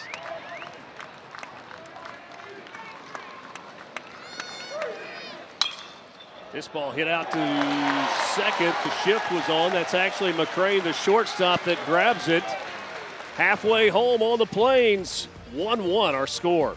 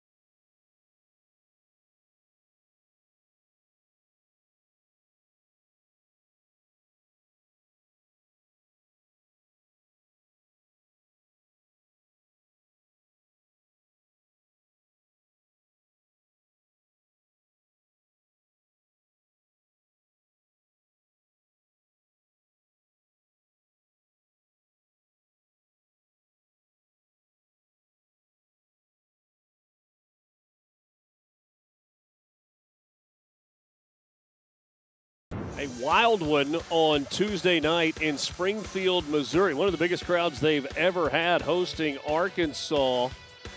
Gabe Rossler hit his 5th home run of the year, and then in the bottom of the 10th inning, a walk-off solo home run. Missouri State, one of the best teams that they have had in the better part of a decade, maybe since they took Arkansas to Game 3 in a super regional in Fayetteville. If you think about the program history under Dave Van Horn, when they've scored at least 12 or more runs, the only 2 losses the last 2 years to Missouri State. That's it. How about that? Dave Van Horn said he thought it was a great environment and was a good game for his team to play in. Would have loved the result to have been different. Well, first pitch chin music to Carter after showing bunt and taking strike 1. Yeah, if you like a little personality in your leadoff hitter and your center fielder, this kid would play with no uniform, at least with the top off. He thinks he's that good, he's that confident, and he'll show you. 1-1 to Bristol Carter. He's ahead in the count, 2 balls and a strike. Gabe Gackle now working in the bottom of the 5th inning. 5 hits, 1 run allowed, a couple of walks, and 3 strikeouts. 2-1. Just missed. Fastball in. Now the plate discipline now is going to be paramount, especially with both pitchers getting up in that pitch count, now trying to force both head coaches' hands on when they go to that bullpen too. And that's ball 4, and leadoff man on base for the 4th inning in a row for Auburn. The UFL Week 2 schedule rolls on Saturday night at 8 Eastern on ESPN and the ESPN app. It's the Storm taking on the Kings, who are looking for their first ever UFL win. Sunday on NFL Network, the Stallions square off against the Gamblers in Houston. That is at 6 Eastern. The Kings, Louisville's UFL team. Runner goes. It was a hit and run. It's fouled back. Pretty good bat at the plate to hit and run with in Chase Fraley. So the other part to bring up about Tuesday, and then obviously with us starting this series on a Thursday, it drastically affected how Dave Van Horn used his bullpen resources. He basically said we had to kind of think about who we wanted to use. Did we want to try and go for it and then be a little bit short, at least for the opener here tonight? So it feels like we'll see some of the usual suspects should he need those reinforcements here in the next couple of innings. Fakes as if he's going to go and then takes off. Now a throw to second and safe. Carter faked to go earlier, stopped, then saw the ball in the dirt and tried to take second. This all predicated on the secondary, right? If you're Bristol Carter, you see it there, you get a little bit of movement and you got to go. That's got to be a split-second decision. He took a little bit longer, but again, Ryder Helfrich shaking his head knowing he's got to keep that in front of him. Critical 90 feet here for the Auburn Tigers. Now 2-1 to Chase Freilich. He's 0 for 2 with a couple of groundouts tonight.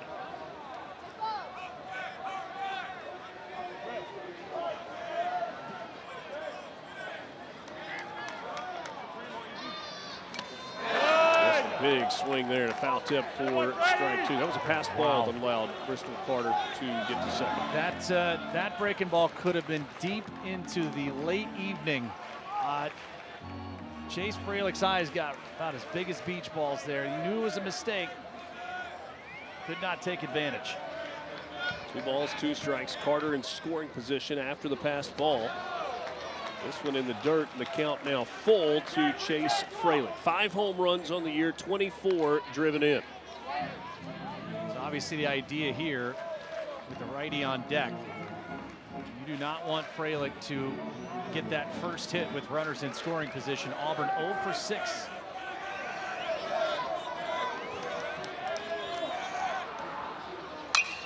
Freilich rips it out to right field. Stewart coming in, and he can't make the catch. Had the ball right there in his glove, couldn't haul it in. Carter going to try to score from second. The throw to the plate, not in time. And Auburn takes a 2-1 lead on an RBI double from Chase Freilich. Just talked about it.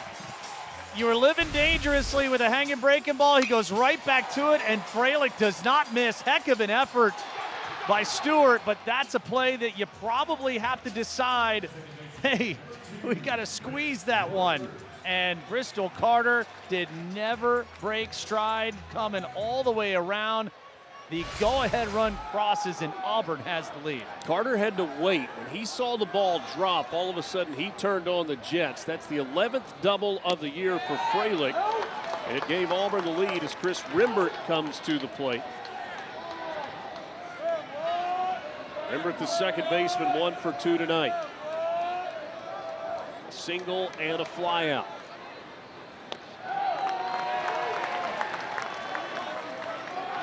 Auburn started SEC play on the road against Missouri. Got a sweep. 2-0, 4-3 in 10 innings, and 9-2. Then they hosted Texas in the most well-attended series in Auburn baseball history in this building. Got a big win, a walk-off win, 4-3 in game 1. Lost 7-6 in game 2, and then 5-0. And then last weekend, swept on the road against their in-state rival, Alabama. So 4 in a row to start conference play for Auburn. They've dropped 5 straight league games. All right, so here is the part of the base running that's great. Goes back to tag, and then when he realizes the ball's dropped, it is full go, pedal to the metal all the way around, full send from Carl Nunemaker there, third base coach for Auburn. Really well executed and heads up base running. Full count now to Rimbert, batting in the 3-hole. The runner on second, and still nobody down in the inning. Leadoff walk to Bristol Carter. Got to second on the pass ball. Scores on the RBI double from Freilich. And it's low, and that's the second walk of the inning. The 4th of the game, all of them in the last 2 frames. Now, Cole Gibler warming up in the Arkansas bullpen. It could be. It's going to end up being time. Gabe Gackel had the command issues. Last inning was able to kind of work out a little bit. It eludes him here, and that's going to end his night for the Hawks.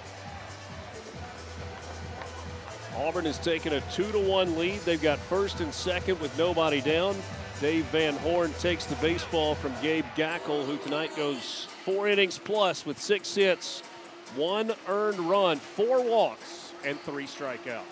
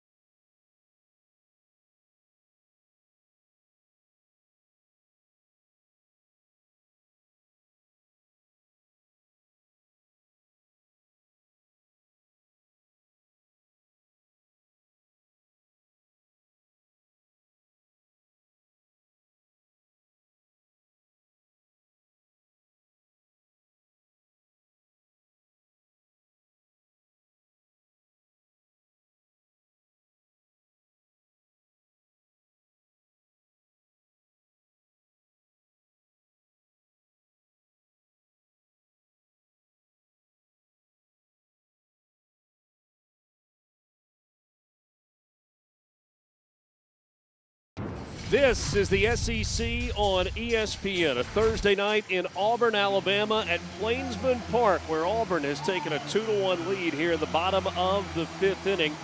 Gabe Gackel's night is done. 4 innings, 6 hits, 2 runs, only 1 earned, 4 walks, and that happened in the last 2 innings, the 4th and the 5th. And they now turn it over to Cole Gibbler, the sophomore left-hander from Blue Springs, Missouri. .75 ERA, a 156 average against. And if you like curveballs, guess what? You're going to get a lot of them. Primarily the curve, little four-seam fastball, and a changeup working here with runners at first and second. Bob Terrell will be the first hitter that faces Gibbler out of the bullpen. 3 straight have reached safely to start the inning for Auburn. Terrell lines it up the middle, base hit. They'll slam on the brakes at third base with Freilich, and Auburn has the bases loaded, still with nobody down. My goodness. A little return to sender and head on a swivel for Cole Gibbler. That was an absolute seed, and Cole Gibbler, I mean, right in your living room. Yikes. My goodness. I mean, if that's 11 miles an hour off the bat. That's another 2 inches. That's in a real problem. Wow. Knock Gibbler's hat off. Fortunately, that is all. We'll have to reset the pitching communication device and take a breath or two and maybe say a prayer of thanks. Amen to that. And now, if you're Auburn, you must take advantage here. You got a little bit of a shaky situation. Gibbler going to have his wits about him and really reel in the emotion right here. Eric Guevara at the plate. He's been on base twice, a single and a walk, and this pitch bounces out in front of home plate. Leadoff walk to Bristol Carter. He got to second on a pass ball. RBI double from Chase Freilich, then a walk to Rembert, and a single from Bub Terrell. It was hit so sharply, everybody able to advance just 90 feet.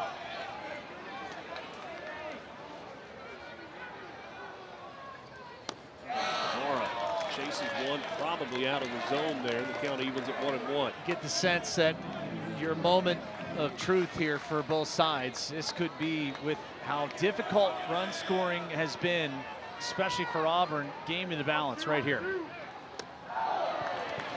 2-1 now to Guevara.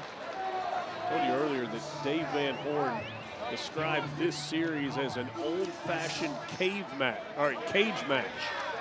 They can do it in a cave too.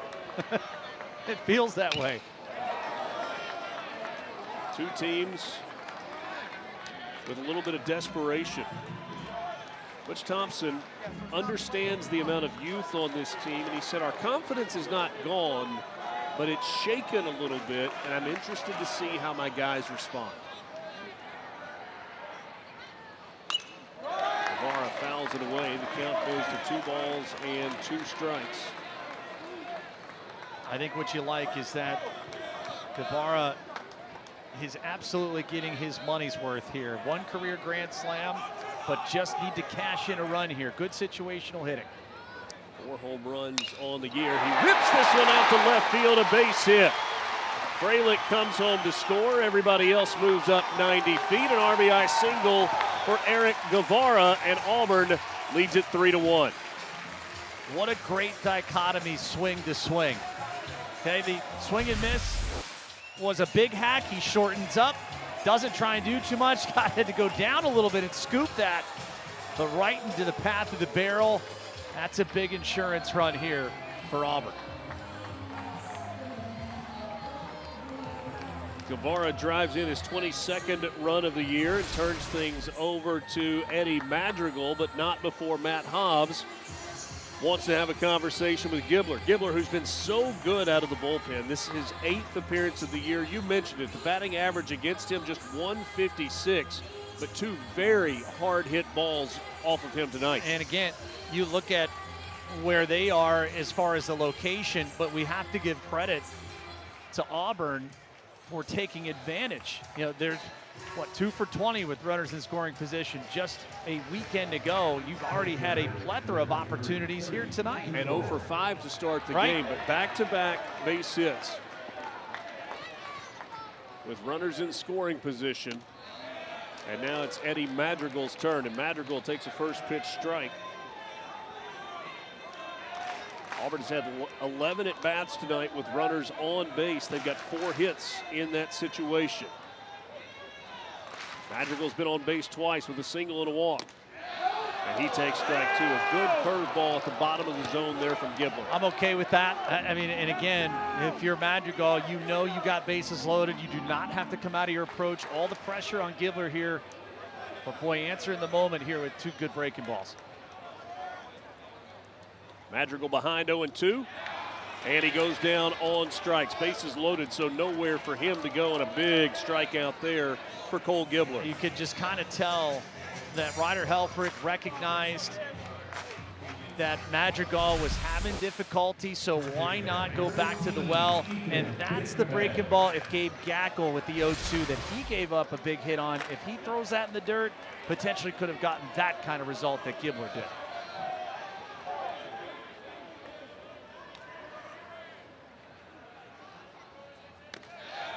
First pitch strike now to Ethan Bingaman.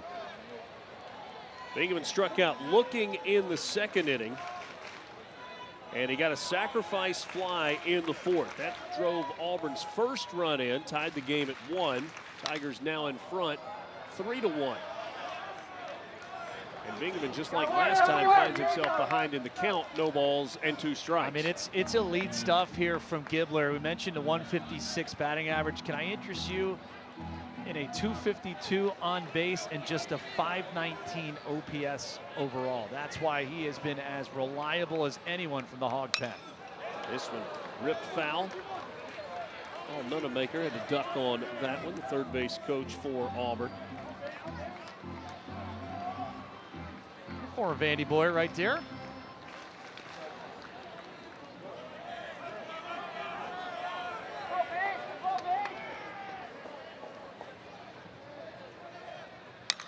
Oh-2 pitch lifted to left field. That's a base hit. It's going to score at least 1, probably 2 here. Bub Terrell hits the bag at third. He comes to the plate. Throw not in time. It's a 2-run single. Again with 2 strikes for Bingaman, and Auburn leads it 5-1. Absolute backbreaker. What a job by Bingaman. Again, when breaking balls are elevated, you are asking for trouble. And that one just too much of the middle of the plate. Beautiful job by Bingaman going and getting it. And now the crooked number that Auburn so desperately wanted a weekend ago, they finally have on night 1 of this series. If you heard that or felt that, it was an exhale from the Auburn dugout. Able to get a big inning on the board. First pitch strike to Mason McCrane. Got the McCrane brothers in the 8 and 9 hole. Terrell came around to score, and that officially closes the book on Gabe Gackel. The 0-1 to McCrane. In the dirt, gets away, and both runners on base will move up. Guevara to third, Bingaman to second. Now the wheel's starting to come off a little bit here, and you can see the Razorback side getting a little wavy. Auburn, though, 0 for 6 with runners in scoring position to start tonight. 4 of their last 5 they have executed flawlessly this inning. Ball and a strike to McCrane. Infield in all the way around for Arkansas. And this one fouled wide to the bag at first. Now you feel for Gabe Gackel because, boy, did it look real good for 3 innings. And made the adjustments, got back to pitching with a purpose, took the fight to the Auburn lineup. Tigers second time, third time around, making him pay with the command, eluding him, costing him some runs. This one runs inside. Gackel against Florida a week ago lasted an inning and a third. Only gave up the 1 hit. Tonight gives up 6 hits in 4 innings. Ends up giving up 4 earned runs as well. The thing that probably is most concerning is the 8 walks in the last 2 starts. 3-2 now to Mason McCrane. Still just 1 out in the inning for Auburn with 4 runs across. I'll be honest, thinking about getting away from the fastball too much and knowing that you become very predictable, you allow Auburn to cut off a part of the plate. And if you're not commanding the fastball, you're asking for trouble. Full count. On the ground, right side, infield was in. Coming home to score is Guevara. Also coming home to score, Bingaman. Throw gets away, trying to take an extra base. Safe out at second. Mason McCrane with a 2-run single picks up an extra bag on a throwing error. Everything you could ask for. Last weekend, you didn't get. You're getting it all through 5+ tonight from the Auburn offense. Just continue to apply pressure, infield drawn in, you get a pitch to handle, and you scream it through the right side. 6 runs home in this 5th inning. Now 7-1, the Tigers have blown this thing wide open. And Dave Van Horn is headed back to the mound to make his 2nd pitching change of the 5th inning. Still only 1 out. Auburn has put 6 on the board. That's the lead, 7-1. Tigers in front of the Razorbacks.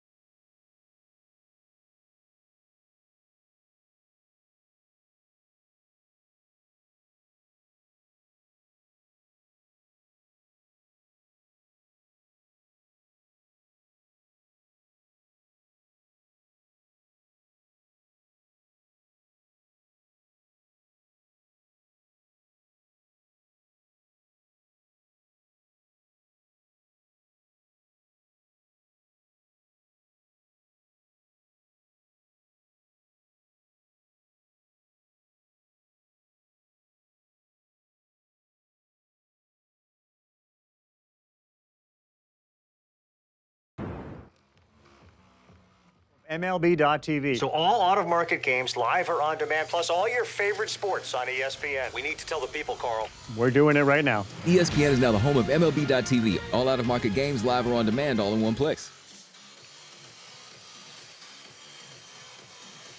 The Auburn offense has come to life here in the bottom of the 5th inning. Walk, RBI double, walk, single, RBI single, strikeout, 2-run single, 2-run single, 5 hits, 6 runs in the inning. Helped out by a walk, and only one of those hits an extra base hit. Remarkable. Well, you were trying to get it any way, anyhow, just to feel better about yourself. Well, you got to feel good about where your offense has executed thus far tonight. Steele Eves will come into the game, the sophomore from Lone Oak, Arkansas, making his 12th appearance of the year. Numbers pretty good. 3-1 with a sub-4 ERA. Right-hander into the game for the Razorbacks. So his first pitch is a 94-mile-an-hour fastball that misses to Brandon McCrane. You get about a little bit of a 4-seam fastball, curveball, maybe a 2-seamer, and a little cutter.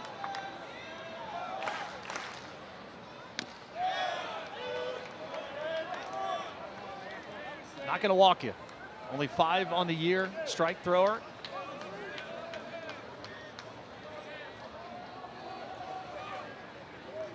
Mason McCrane out at second base with his brother at the plate.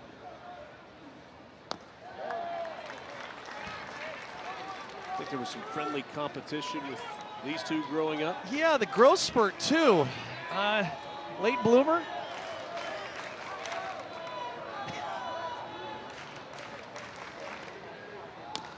Might not have been fired up about paying the grocery bill at that house. I would say it's a two shopping cart exit right there for sure.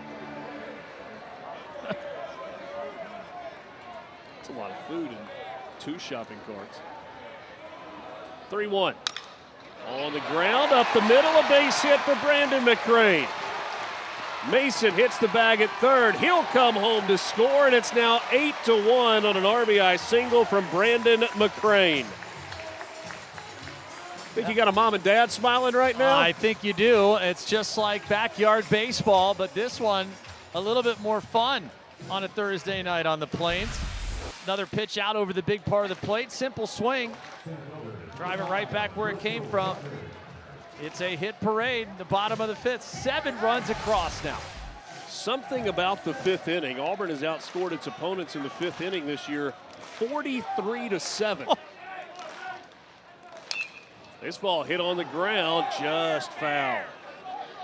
Wide of the bag at third base. Don't hit it to me.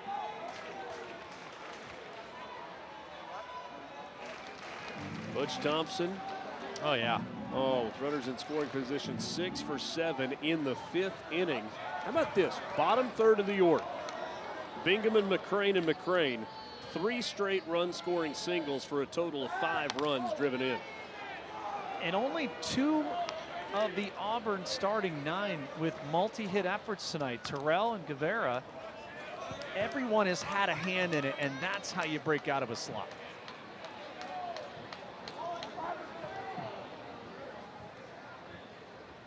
Top of the order, Bristol Carter, 10th Auburn hitter of the inning. He started this off with a walk.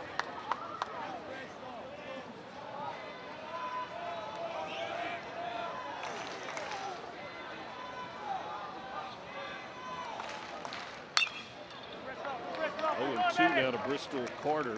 So kind of thinking big picture now, right? Because you've got what you've got out here. You want to try and run this up as much as you can if you're Auburn. Force Dave Van Horn to use some resources because it's the quick turnaround with the series starting 1 day earlier, and now momentum squarely on Auburn's side.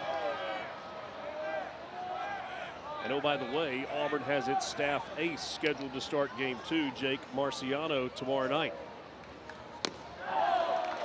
Which misses.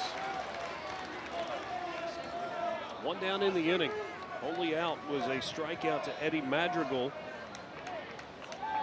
in the 6th spot of the lineup. Runner goes, ball grounded. No throw to second because of the runner moving. Eves gets it over to first base. Carter retired for the 2nd out of the inning. Smart play, just take your out. And boy, what a difference 48 hours make. Remember, one of the more heralded midweek matchups of the year. Auburn in Atlanta to take on Georgia Tech. Best scoring, highest powered offense. They go out and run rule Auburn. 48 hours later, Auburn with a chance to do it to an SEC foe on night 1 of the series. This ball hit to first, handled there by Robinette. He handled that short hop well, steps on the bag. Fralick retired, and that ends the inning. But 7 runs on 6 hits with an error and a man left on base has Auburn in front 8-1 through 5.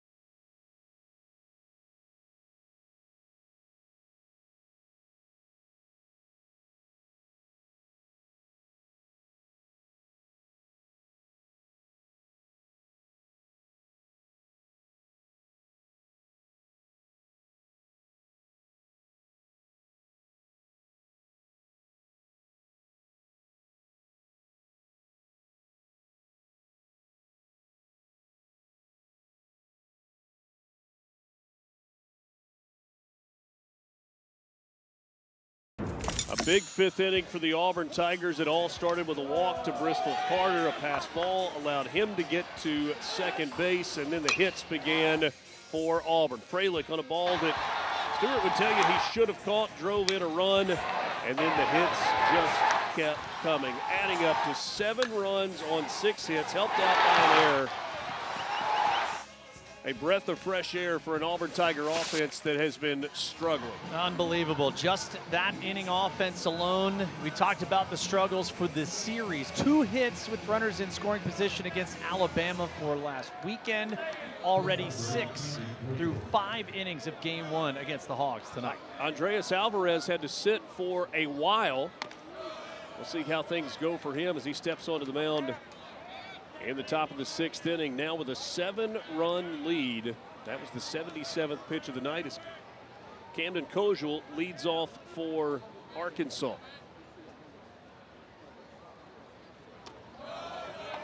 He takes the ball there. Something to think about too, you mentioned it, sitting as long as Alvarez did. And if I'm Butch Thompson, being very wary of it, you cannot allow Arkansas to get up off the mat. Swing and a foul tip. If you've been following Arkansas baseball, you know that Camden Kozel was Cam Kozel for a while. I noticed that it was different on the roster and everywhere I looked, and I checked in with the Arkansas radio team. The media relations director said, "It is Camden." Said, "Mom kept hearing Cam. She said, "His name's Camden. Let's." And so he said, "Hey, my mom wants me to be called Camden. We're going with Camden." What now. mom wants, mom gets. Rule number 1. 2 balls and 2 strikes to Camden Kozel. And he chases one up.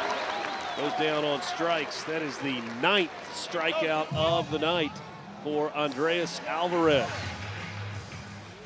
Well, here's Ryder Helfrich. Yeah, this is it. This is your run. And we thought, with it being the first of the night, it was loud off of the facade in right field. Arkansas thought they had a little breath of fresh air. Okay, boys, let's go. A little lead on the road. Boy, it would evaporate quickly. The facade, I like that. Side Got of the the batting building. cages out beyond the Little brick facade. right field wall. Yeah. Gorgeous part of the park, too. Right down the line. Helfrich's been on base twice, and he rips this one to left field. That's going to be off the green monster. That is going to be the loudest, longest single perhaps that Helfrich hits this year. That probably would have been a home run in 15 other parks in the SEC. Oh, my goodness. Bub Terrell, come on down. Your table's ready. Look at that. How about the swing? This is just hanging and banging, and that one had topspin on it so much. And I love that Helfrich's thinking, too. He had to put the e-brake on, find his way back, and Bub Terrell kept him with a very loud ringing single. I said 15, 14 other parts. Vanderbilt's got the monster also. Yes. I think the other 15, that one is out of the yard. That one is certainly out at Baum Walker. I know that. So Ryder Helfrich's been on base all 3 times. A walk, a solo home run, and a 315-foot single. This ball crushed, but foul. Out in front that time, Zach Stewart. He hit it a ton. They've had a couple of those tonight, and he's had some good swings. Nothing to show for it, really.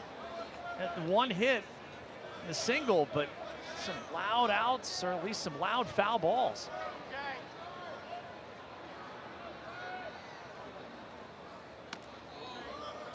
Curveball and misses away, 2-1. Looking around the SEC tonight, I'll start with a score that might surprise you if you're not paying attention. How about South Carolina in the top of the 6th, hosting number 2 Texas, leading at 6-1.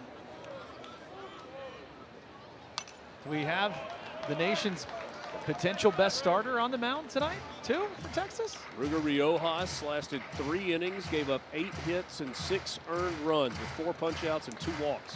Wow. That's a big one.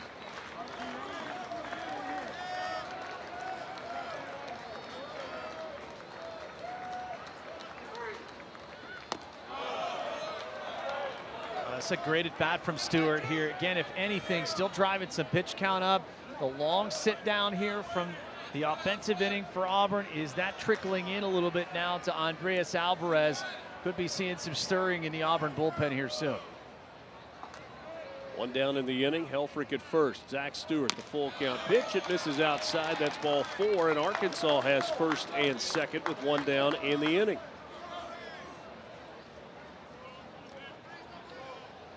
Last week you had the sweeps all over the place, and it kind of altered the look of the top half of the SEC. 3 teams at 7-2: Mississippi State, Texas, and Georgia. All at 7-2. Mississippi State and Georgia playing in Starkville this weekend, with Georgia leading in that ball game 7-2 in the 5th inning.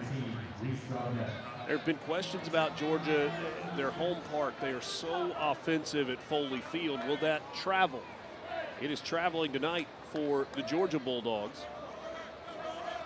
It's L.J. Cormier getting loose there for Auburn. Yeah, I mean, Georgia, you know, that's how they're built. They can bludgeon you. Both Georgia and Georgia Tech, 2 of the more impressive offenses. Almost like there's some high school baseball players that emerge in the Peach State. You think? Not only filling out those rosters, that's actually now a 9-2 lead for Georgia. There's a strike that gets the corner, and the count evens at 1-1 to Reese Robinette. All right, so you would think now you could probably go hitter to hitter with Alvarez, considering should Robinette find his way on, you have got to limit any potential damage. Just missed.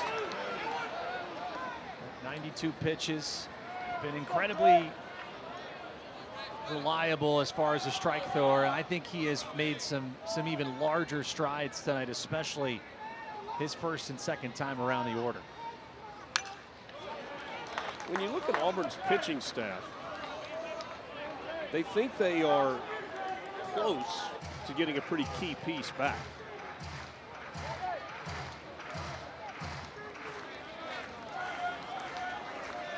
I'll tell you more about that in just a moment.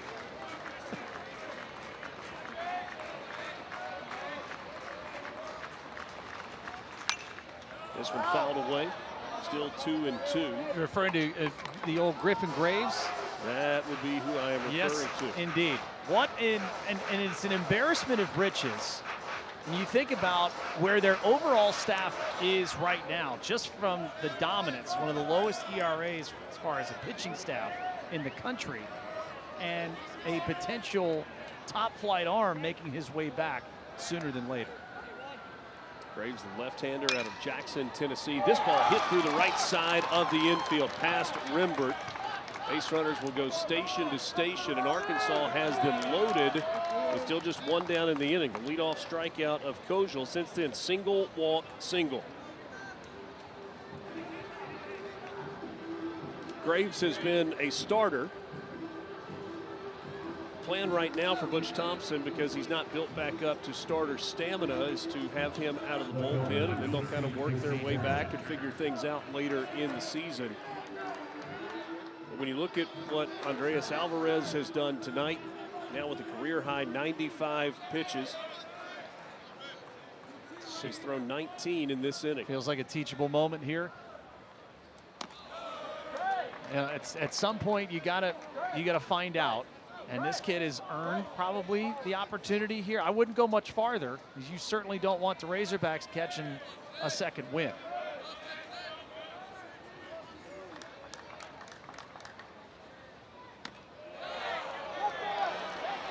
Christian Turner ahead in the count, 2-0. Some of the fans here at Plainsman Park getting a little restless. Well, the freshman could do wonders right here to reignite his dugout with a big-time hit with runners in scoring position. 2-0, that's ball 3. Now, you got to tell your youngster to take here. Alvarez is going to be throwing pitch number 99. You might even take 2 here.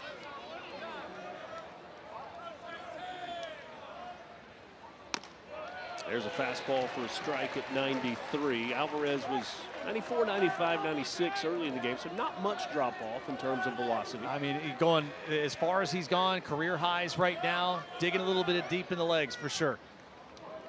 100th pitch of the game for Alvarez. And he drops in strike 2 at 94 miles an hour, trying to gut his way through at least this at bat. I'm okay with that from Turner. Again, you're down as much as you are. You want to keep the line moving here.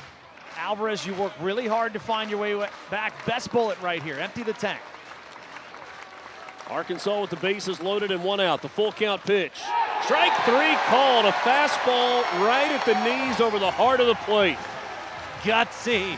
Oh, punch out number 10. Ties a career high and might be my favorite pitch of the night considering the circumstance.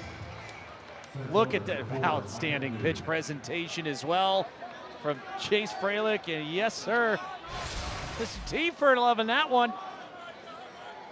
28 strikeouts in the last 17 2/3 from Alvarez. He drops a dandy curveball there on the outside corner. 10 punch outs tonight, ties the career high that he set against Georgia Tech back on March 17th. First pitch of this game tonight from Alvarez was the first pitch he had thrown against an SEC team this year. Just off the plate with the curveball there, and the count goes to 1-1. If I'm Butch Thompson, this is it. This is his last hitter. You know where you are. You want to also have him leave on a good note regardless of what happens here. Micah New 1 for 2 tonight, a single and a strikeout. The 1-1 gets him to Chase. That's 3 straight curveballs in this at bat, and Alvarez is ahead in the count. Well, good old number 1 has been really good setting up Uncle Charlie. Does he have another big bender in there to finish his night? The 1-2.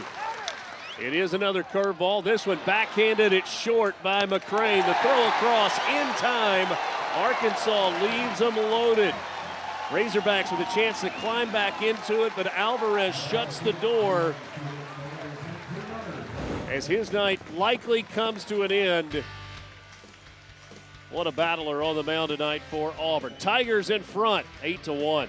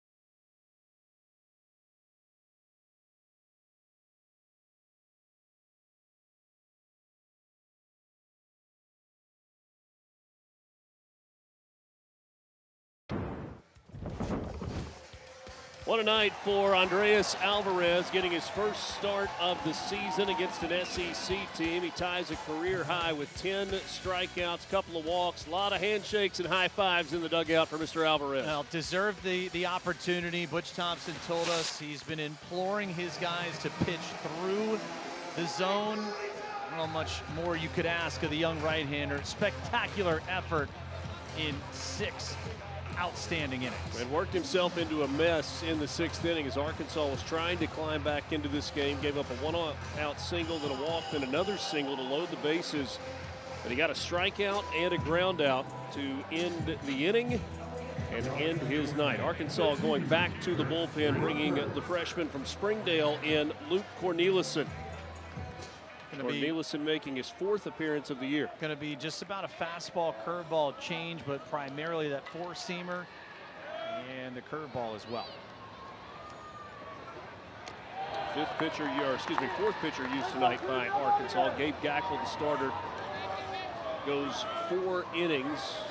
Then they turned it over to Cole Gibler and then Steele Eves, and now Luke Corneliuson getting a chance to come in. Arkansas, you certainly are not conceding. There's a lot of baseball remaining, but you also want to make sure that you've got a bullpen that can get you through the weekend. And that was part of the strategy when they played.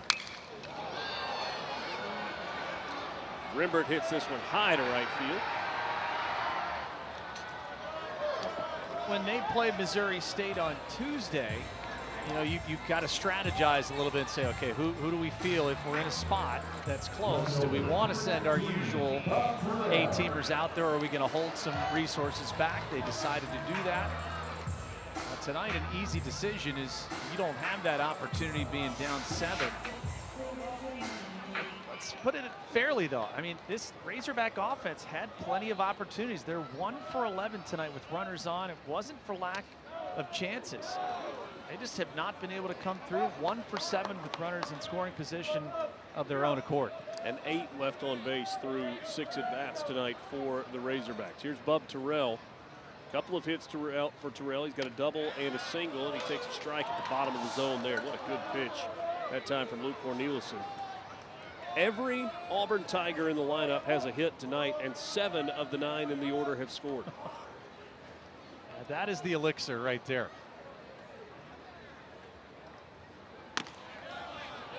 Fastball strike to Terrell. The count goes to a ball and 2 strikes. It's a little live arm here from Corneliuson. Only 5 innings on the season. Does have 5 strikeouts, just a pair of walks.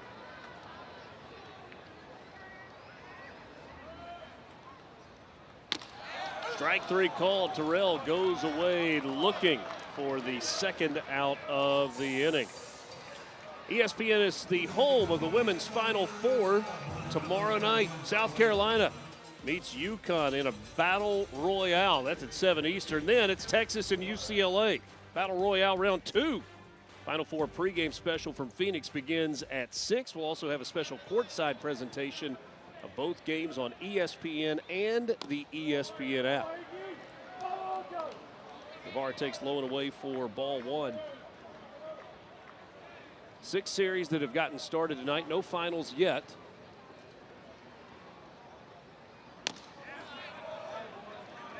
Ole Miss trying to bounce back from being swept at home last weekend by Mississippi State, facing the team that swept the Arkansas Razorbacks, and it's Ole Miss leading 6-3 over Florida in the bottom of the 7th. This ball hit high, deep to right center field. Stewart on the run. That ball is gone.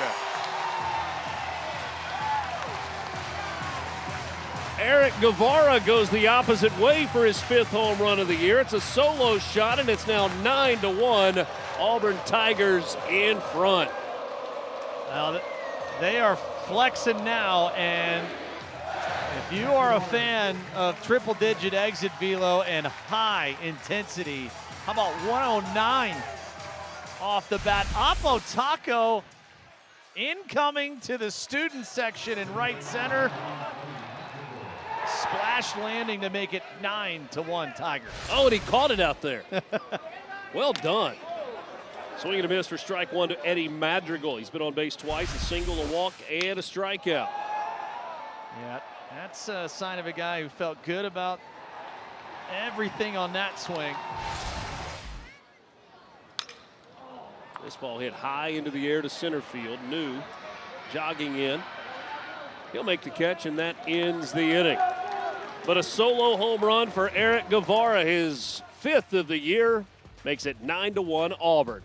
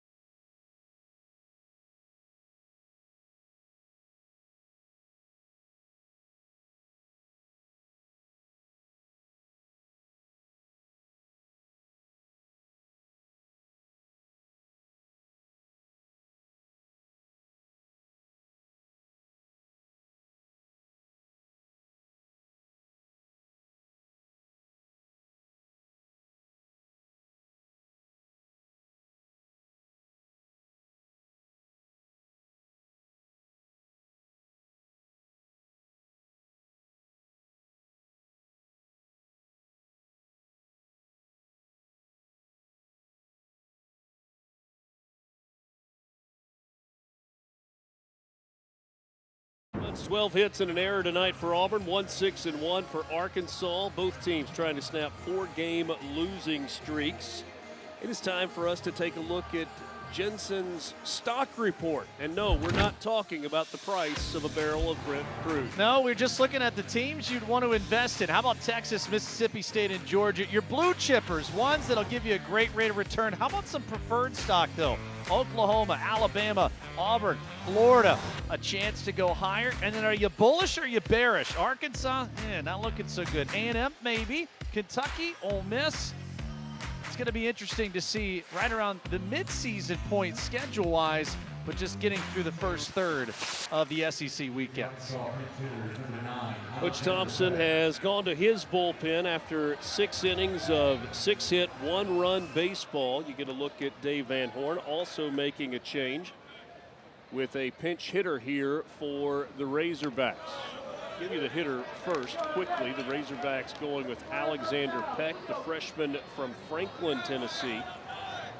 He is pinch hitting in the 9-hole for TJ Pompey and takes a strike, and the count goes to 1-1. Auburn has turned things over as you get a look at Peck. A well put together young player, and he hits it high and deep and a long way foul. Good souvenir for everybody on the side of the parking garage there, the faithful hanging out. Peck does not have a home run, although you see some pop in his bat here. LJ Cormier is now on the mound for the Auburn Tigers after the brilliant performance tonight from Alvarez. The freshman from Tuscaloosa with a familiar last name. And kind of looks like that as well. Yeah. Father Lance Cormier, a star at Alabama. LJ gets a swing and a miss for a strikeout of Peck, and a good start to his outing. Getting a little 3-pitch mix, going to feature the breaking ball here, and big over the top. Nice little 12-6 action. And Peck with a little free air conditioning on a warm night here on the Plains. LJ Cormier does not have a win or a loss. He's got an ERA below 3, 2.70 on the year, as Rutenbar in the leadoff spot comes to the plate for the 4th time tonight. He's got 1 hit. He takes strike 1. Cormier making his 9th appearance of the year. He did pitch last weekend in Tuscaloosa. Had a couple of clean innings for Auburn against the team that was in his backyard growing up. I'm sure there wasn't any things said from the stands when he took the mound. Coach Thompson said, we need to go ahead and get this over with. We're in Tuscaloosa. Yeah. He needs this experience. Yeah. He was glad that he went out and pitched well. Said from a recruiting standpoint, Gabe Gross, the longtime hitting coach here at Auburn, had played professionally along the way with Lance Cormier, so there was a little bit of a relationship there. When LJ came on his official visit, it just felt right.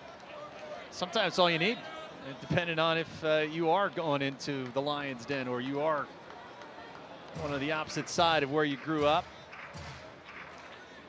Coach Thompson, one of the great people, steady as she goes. Strike 3 called.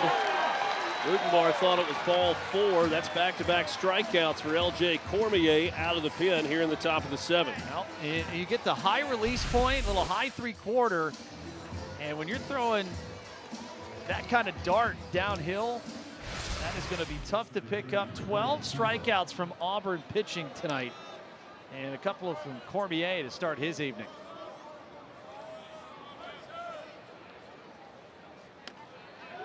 Right over the top there and drops a curveball in for strike 1.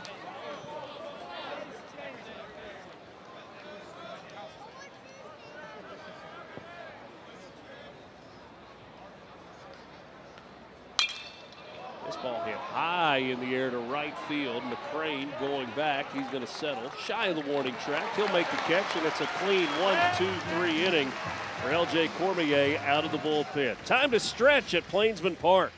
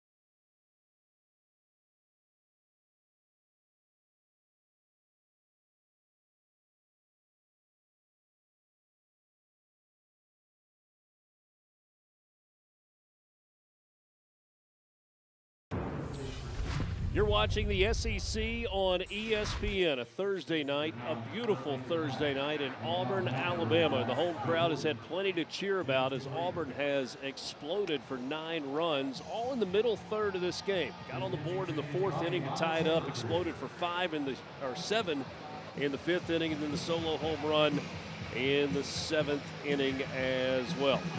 Take a look at some headlines in college baseball. How about the resurgence out west? UCLA has gone wire to wire as number 1. Southern Cal looks like the old Southern Cal, and, well, Oregon State doing Oregon State things. A little surprising to see the Gators, the Tigers, and the Commodores all unranked. Going to be weird, but we just saw them on Tuesday, and these Auburn fans know all well what Georgia Tech's offense can do, averaging over 11 runs per game, a run rule victory in the midweek. But it has been the hitting party for the Tiger offense, finally getting back some of that offensive swagger they have been searching for. New pitcher in the game for Arkansas. 5th pitcher of the night used as James DeCramer comes in, making his 7th appearance of the year.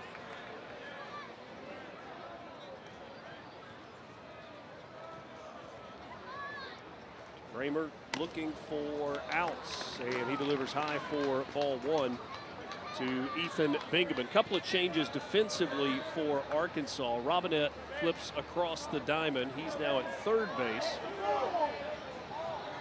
And Peck, who pinch hit for Pompey, the 3rd baseman, is now at 1st base into the game defensively. The 1-0. One hit high into the air to shallow center field. Coming on hard, New. He's going to get there. He'll make the catch with no drama for the first out of the inning.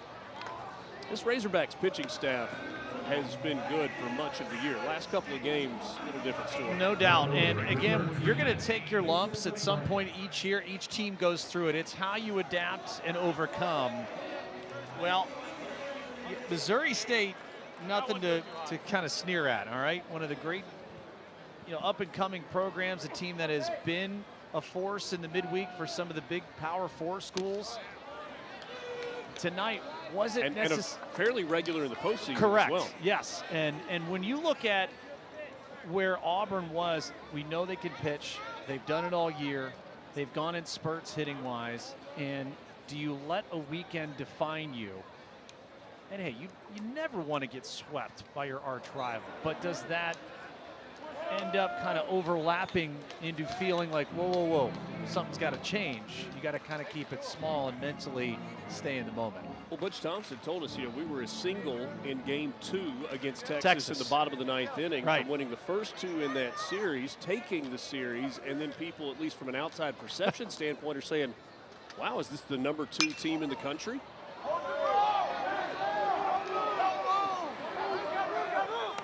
Catch made by Robinette, now at 3rd base for the 2nd out of the inning. So Mason McCrane retired there. So I know we had a little fun with the stock watch, if you will, looking at just the overall midseason point. The reason why I would put Auburn in that preferred stock area is because what can you win with throughout the year? If you pitch, you're going to be in.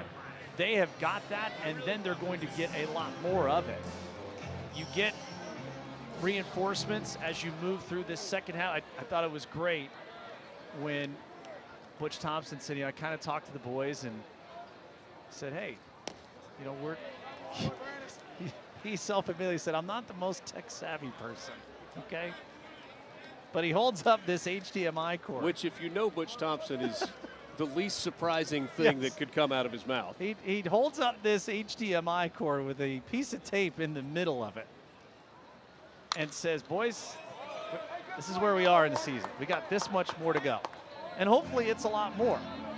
And just to kind of bring everyone back to center of, okay, let's be proud of what we've done thus far. Have we gone through some things that we've done well? Yes. Do we have some learning curve still? Absolutely. We're a young team, but sometimes that reinforcement visually, I know it's really small and it's nothing crazy. It's like, okay, take a deep breath. We're fine. We're home. And this stretch right here, Richard, thinking this homestand that they have, is about as critical a juncture of their season thus far. Tonight, game 1 of an 8-game homestand. Obviously, Arkansas in town this weekend. They've got Kentucky coming in next weekend as well.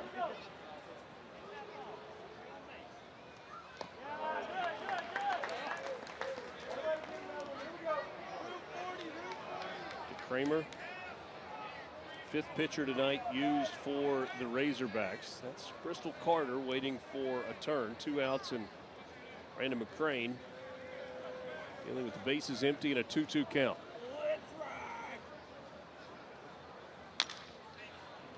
Gets a piece of it and stays alive at the plate.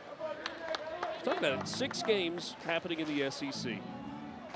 Still an 8-1 lead for South Carolina over Texas. Georgia in front of Mississippi State 10-2. Yikes, in Starkville. In Starkville. And you can bet there's a big crowd there for that one.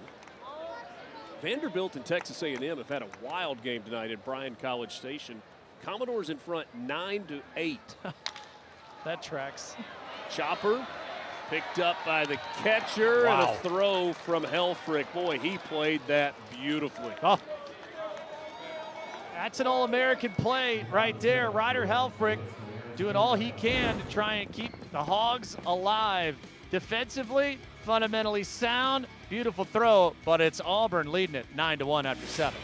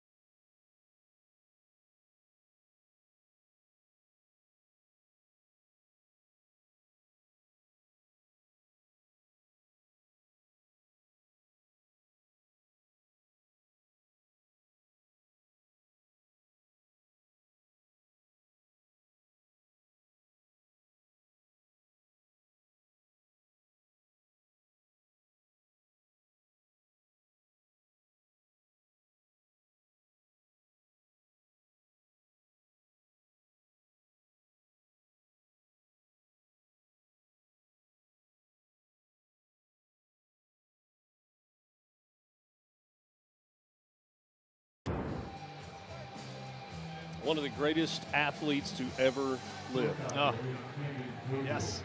Bo Jackson, Greg Olson. Oh, wait. Did you think I was talking about Greg Olson? Hey, what? You thought you were going to start there. Frank Thomas, Tim Hudson. Soon, a new name going on that wall. They're going to add the name of Josh Donaldson to the wall. Butch Thompson and John Cohen, the athletics director, kind of tricked him this week into thinking that he was doing an interview. And then they told him that his number was going to be put on the wall here at Plainsman Park. And Donaldson said he was kind of at a loss for words. Yeah, what is it, the series against Georgia? They're going to have that ceremony. And one of the guys, you want to talk about swinging hard and not getting cheated. Josh Donaldson ended up facing him a time or two in my career. Kozel leading off, hits this one on the ground out into right field, a base hit for the Razorbacks shortstop. So Butch Thompson was looking for a way to kind of visually represent where this team was in the season. You can see he found an old HDMI cable. He's like, I didn't really know how to use it, so I put a piece of tape in the middle of it, and we held it out. Said he got the inspiration from this from Francis Chan, who had used that as an illustration. And he said, guys, this is where we are in the season. Think about what we've done and what we've got remaining. And let's not get caught up in a stretch of 4 or 5 games where we're not playing as well as we're capable. And I can understand that you see the number, the single digit next to your team name, and then all of a sudden it's, a lower double digit. That this ball ripped out into left field, a base hit for Ryder Helfrich, a 3-hit night for the Razorbacks catcher, who is just so incredibly talented. You saw him kind of flash the leather defensively at the end of the last half inning, and he's done his work at the plate tonight. He's been on base all 4 times. yeah, going to be a remarkable pro very, very soon, and a guy that, despite the score, has given you his best effort. Now Zach Stewart to the plate. Stewart's been on base twice tonight, a single and a walk. We've also seen an impressive foul ball, lest there be any question about the power in the bat for Zach Stewart. He yanked one way out of the park down the right field line, but was out in front of it.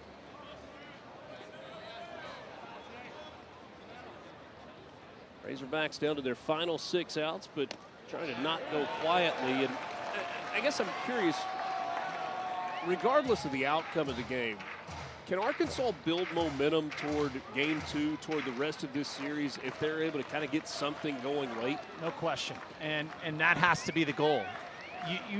This is college baseball. Next swing, strike 3. Not going to get the momentum there, as that's a 3-pitch strikeout and the 3rd since entering Give for credit. LJ Cormier. Absolutely, give credit where it's due. Curveball, a really great job yet again, top to bottom, little 12-6 action. When you haven't seen, and here's been the beauty tonight. Alvarez, a different 3-quarter, Cormier way over the top. And for you young pitchers watching at home, if you maintain arm speed, regardless of pitch, you are going to give yourself so much more room for success in the strike zone, because that hitter is seeing fastball arm speed and then having to react from there. Feels like a chip off the old block, doing it the right way. This one fouled away. Reese Robinette, who has moved from first base to third base.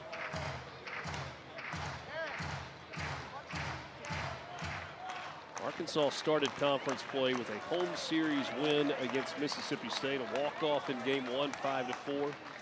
Lost 7-2 in the second game, then won game 3, 7-3. So 2-1 after the opening weekend. They got 2 from South Carolina to get to 4-2, and then last week faced a Florida Gators team that had pitched well all season long, but it had very little offense to show. Yeah.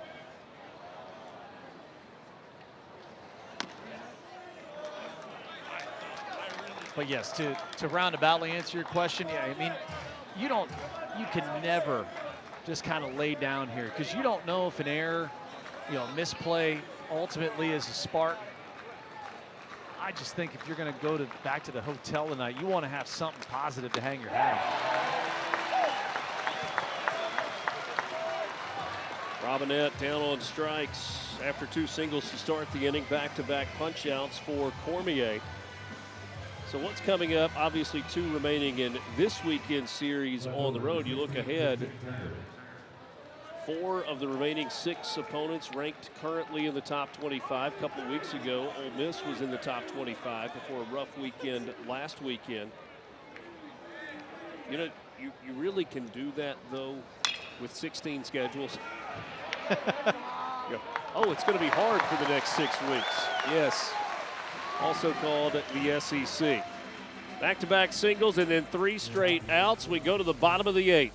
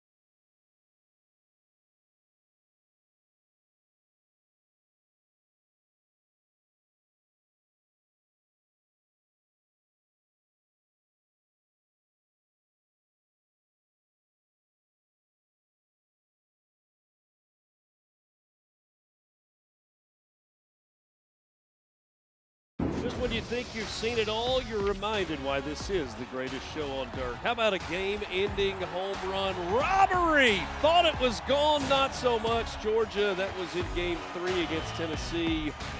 Same weekend. That's Southern Cal on the road in Evanston in the snow. And what is this guy thinking? You gonna catch it in the, oh, wear it off the chest. That's 364 more days to next year's hockey tryouts.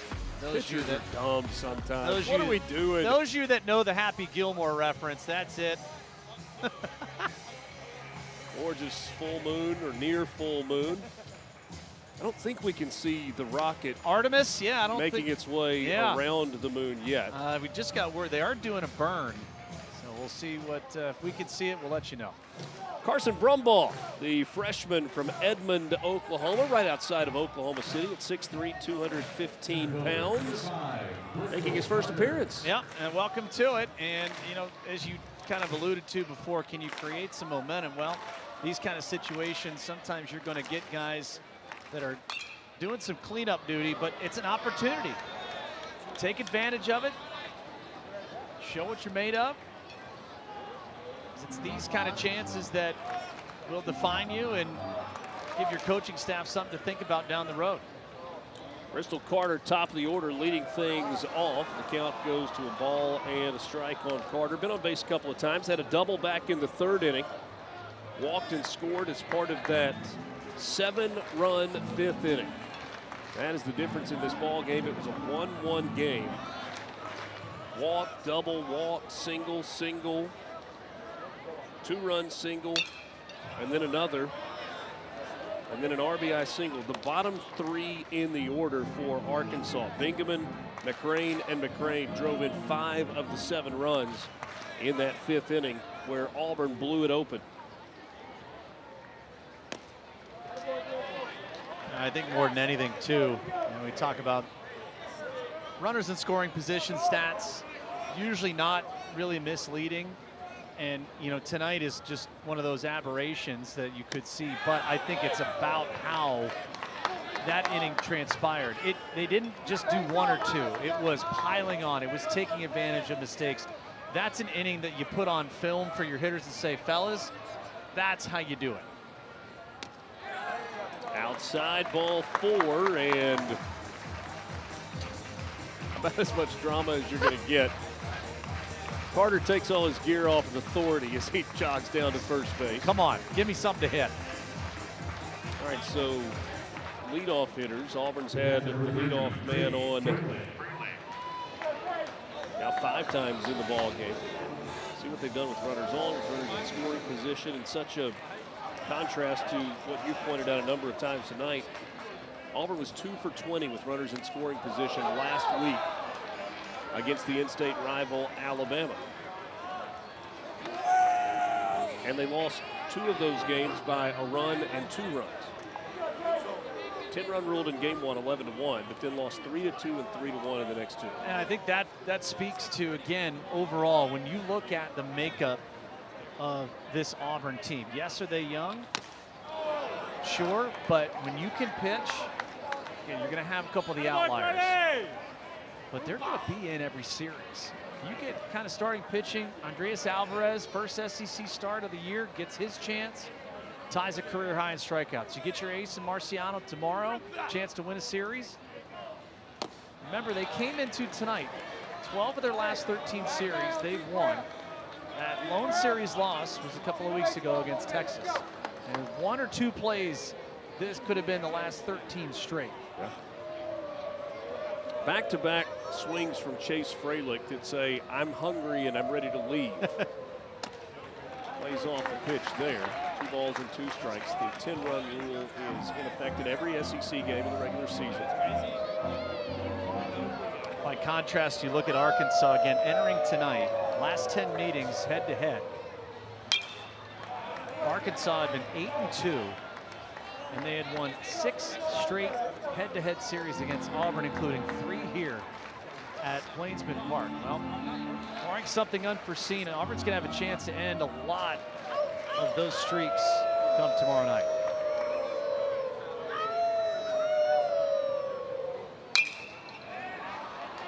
high into the air, out into shallow left. It's the shortstop, Kojal, calling for it, making the catch for the first out of the inning. ESPN is the home of the women's Final Four, and it all gets going tomorrow night. All four of the teams there, one seed, South Carolina and UConn. Two outstanding women's basketball teams. That's in game 1 at 7 Eastern. Then Texas and UCLA clash in the nightcap. We've got that courtside presentation for you as well. Pre-game coverage. They're out in Phoenix for the women's Final Four. I like UConn, I like UCLA to meet in the national title game. I'll take UConn and Texas. This ball out to left field, and that's going to be off the wall. Turner will run it down as Rembert goes into second head first with a slide. That ball out in left field's gotten a workout tonight. Sure has.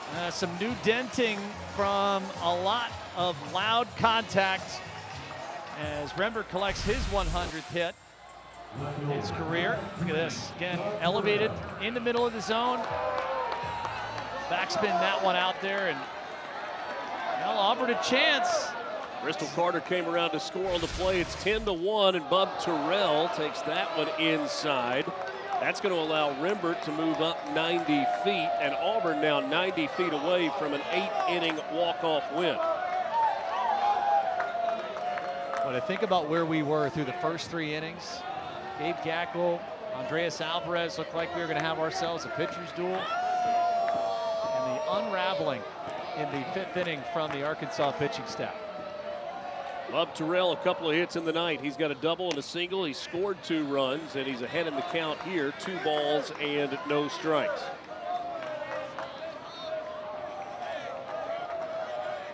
Asked Butch Thompson if there was more to come from Bub Terrell, and he said he's just scratching the surface. He hits it high into the air to shallow center field. Rembert standing on the bag at third. He's going to tag up and try to score. Here comes the throw to the plate. It's perfect, and that is an out at home plate. An outfield assist for Micah New. The tag applied by Helfrich. It's 10-1, and we go to the 9th. It's a hell of a throw. An unbelievable job, and Arkansas is going to have to make a miraculous comeback here, but they will not be victim of the run rule. Beautiful execution. We'll see in the top of the 9th as Auburn looks to clinch the first game of the series.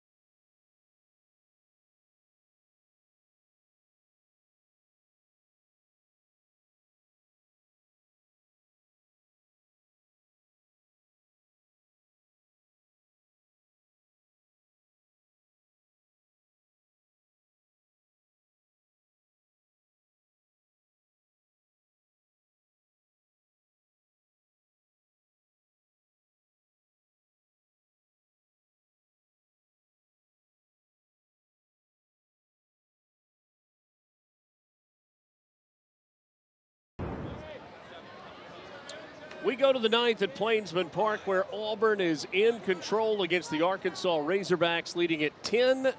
LJ Cormier still in the game. He has worked 2 scoreless innings of relief for the Auburn Tigers after an incredible starting pitching performance tonight from Andreas Alvarez.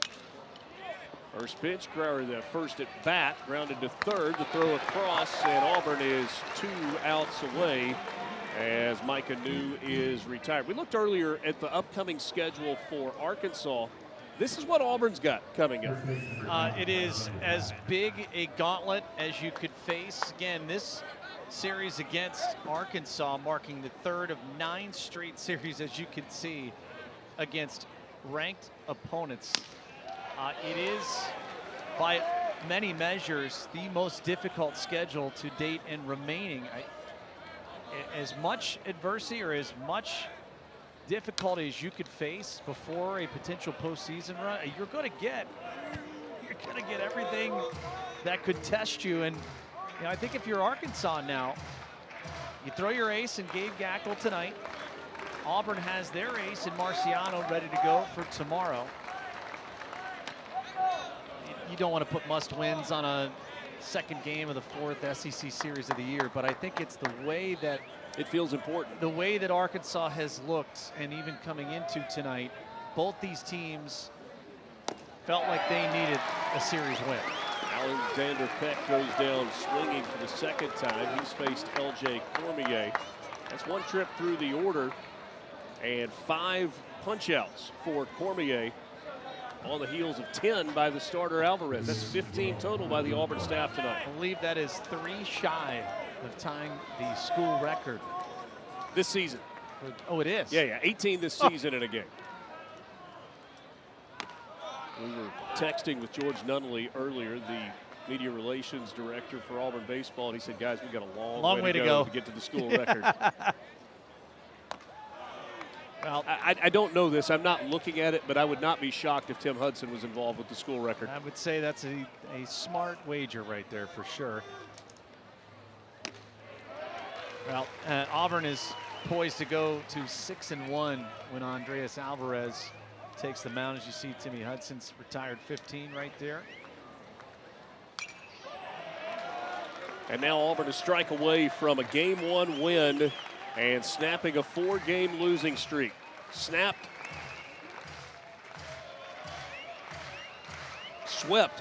last weekend in Tuscaloosa in a 3-game series to Alabama. This one lined out to left field. A good defensive piece of hitting there by Rutenbar. He's going to cruise into second base with a double.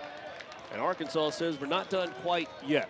Now, Dave Van Horn was as effusive as Dave Van Horn can be in praise of a freshman.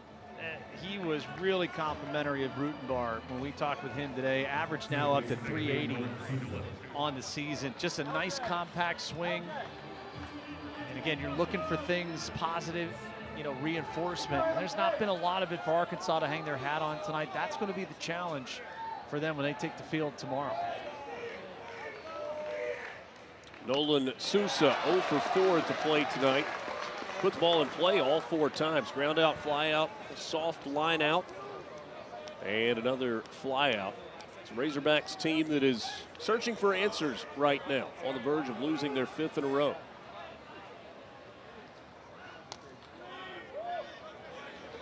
How about the freshman LJ Cormier? 5 strikeouts. Worked his way all the way through the order, now into the second time through. Coming out and putting up zeros in a lopsided game. And he gets a swing and a miss there. And again, Auburn a strike away from finishing this one off. Really well done all the way around pitching-wise tonight, as Rutenbar is going to take third. What would be fielder's indifference. Cormier never even looked at him.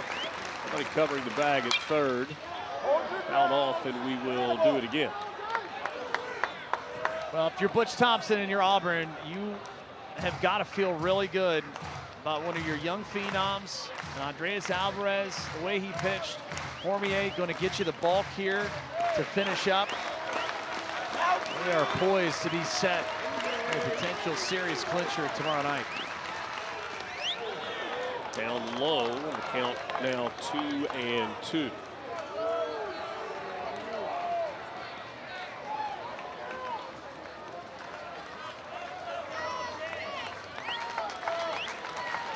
Sousa reaches safely. We'll see Kojul again at the plate. Sousa lines this one out into left center field on the run. Carter not going to get there. He'll cut it off as Sousa goes in with a stand-up double. Arkansas gets a run back. It's now 10-2 in the top of the ninth. Boy, I give a lot of credit.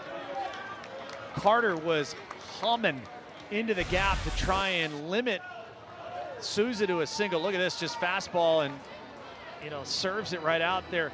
Watch the slip, though, for Bristol Carter. He kind of loses his feet. Oh, that could have been bad on the ankle there, but hopefully he's okay. And, hey, if you're Arkansas, you're trying to find anything to hang your hat on here. Looks like Carter's going to be okay. Kind of grabbed at his knee, the outside part of his knee as he was going down on there, and you saw him kind of shaking the leg. But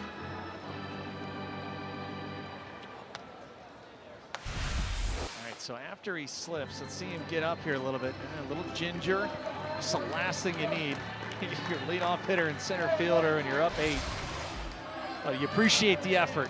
He's really doing it the way you're taught, fundamentally sound.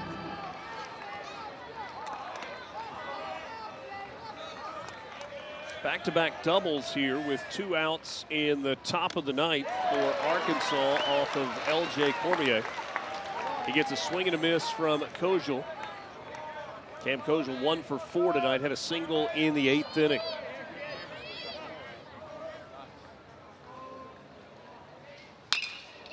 This one is hit high in the air to left field. Bub Terrell on the run. He's going to get to the track. Still backing up. He'll make the catch. And that ends the inning, and it ends the ball game. Auburn snaps that 4-game losing skid with a 10-2 victory. They're back to 500 in conference play. Masterful pitching performance by the right-hander, Andreas Alvarez. It was really well done through 3, a run apiece for each team in the 4th, and then the 7-run 5th inning, the Tigers, their most runs scored against Arkansas. You got to go back almost a decade to 2017. A lovely performance tonight from the loveliest village on the plains. Auburn gets the win 10-2 to go to 5-5 in conference play. Arkansas has now lost 5 in a row. They fall to 4-6 in the SEC. A beautiful night in Auburn, Alabama. We appreciate you spending part of your Thursday night with us. Scott Matthews was our producer, Rodney Perez the director. For my partner Jensen Lewis and our entire ESPN crew, I'm Richard Cross. Final score tonight from the Plains, 10-2. Auburn with the win. Game 2 coming up tomorrow night.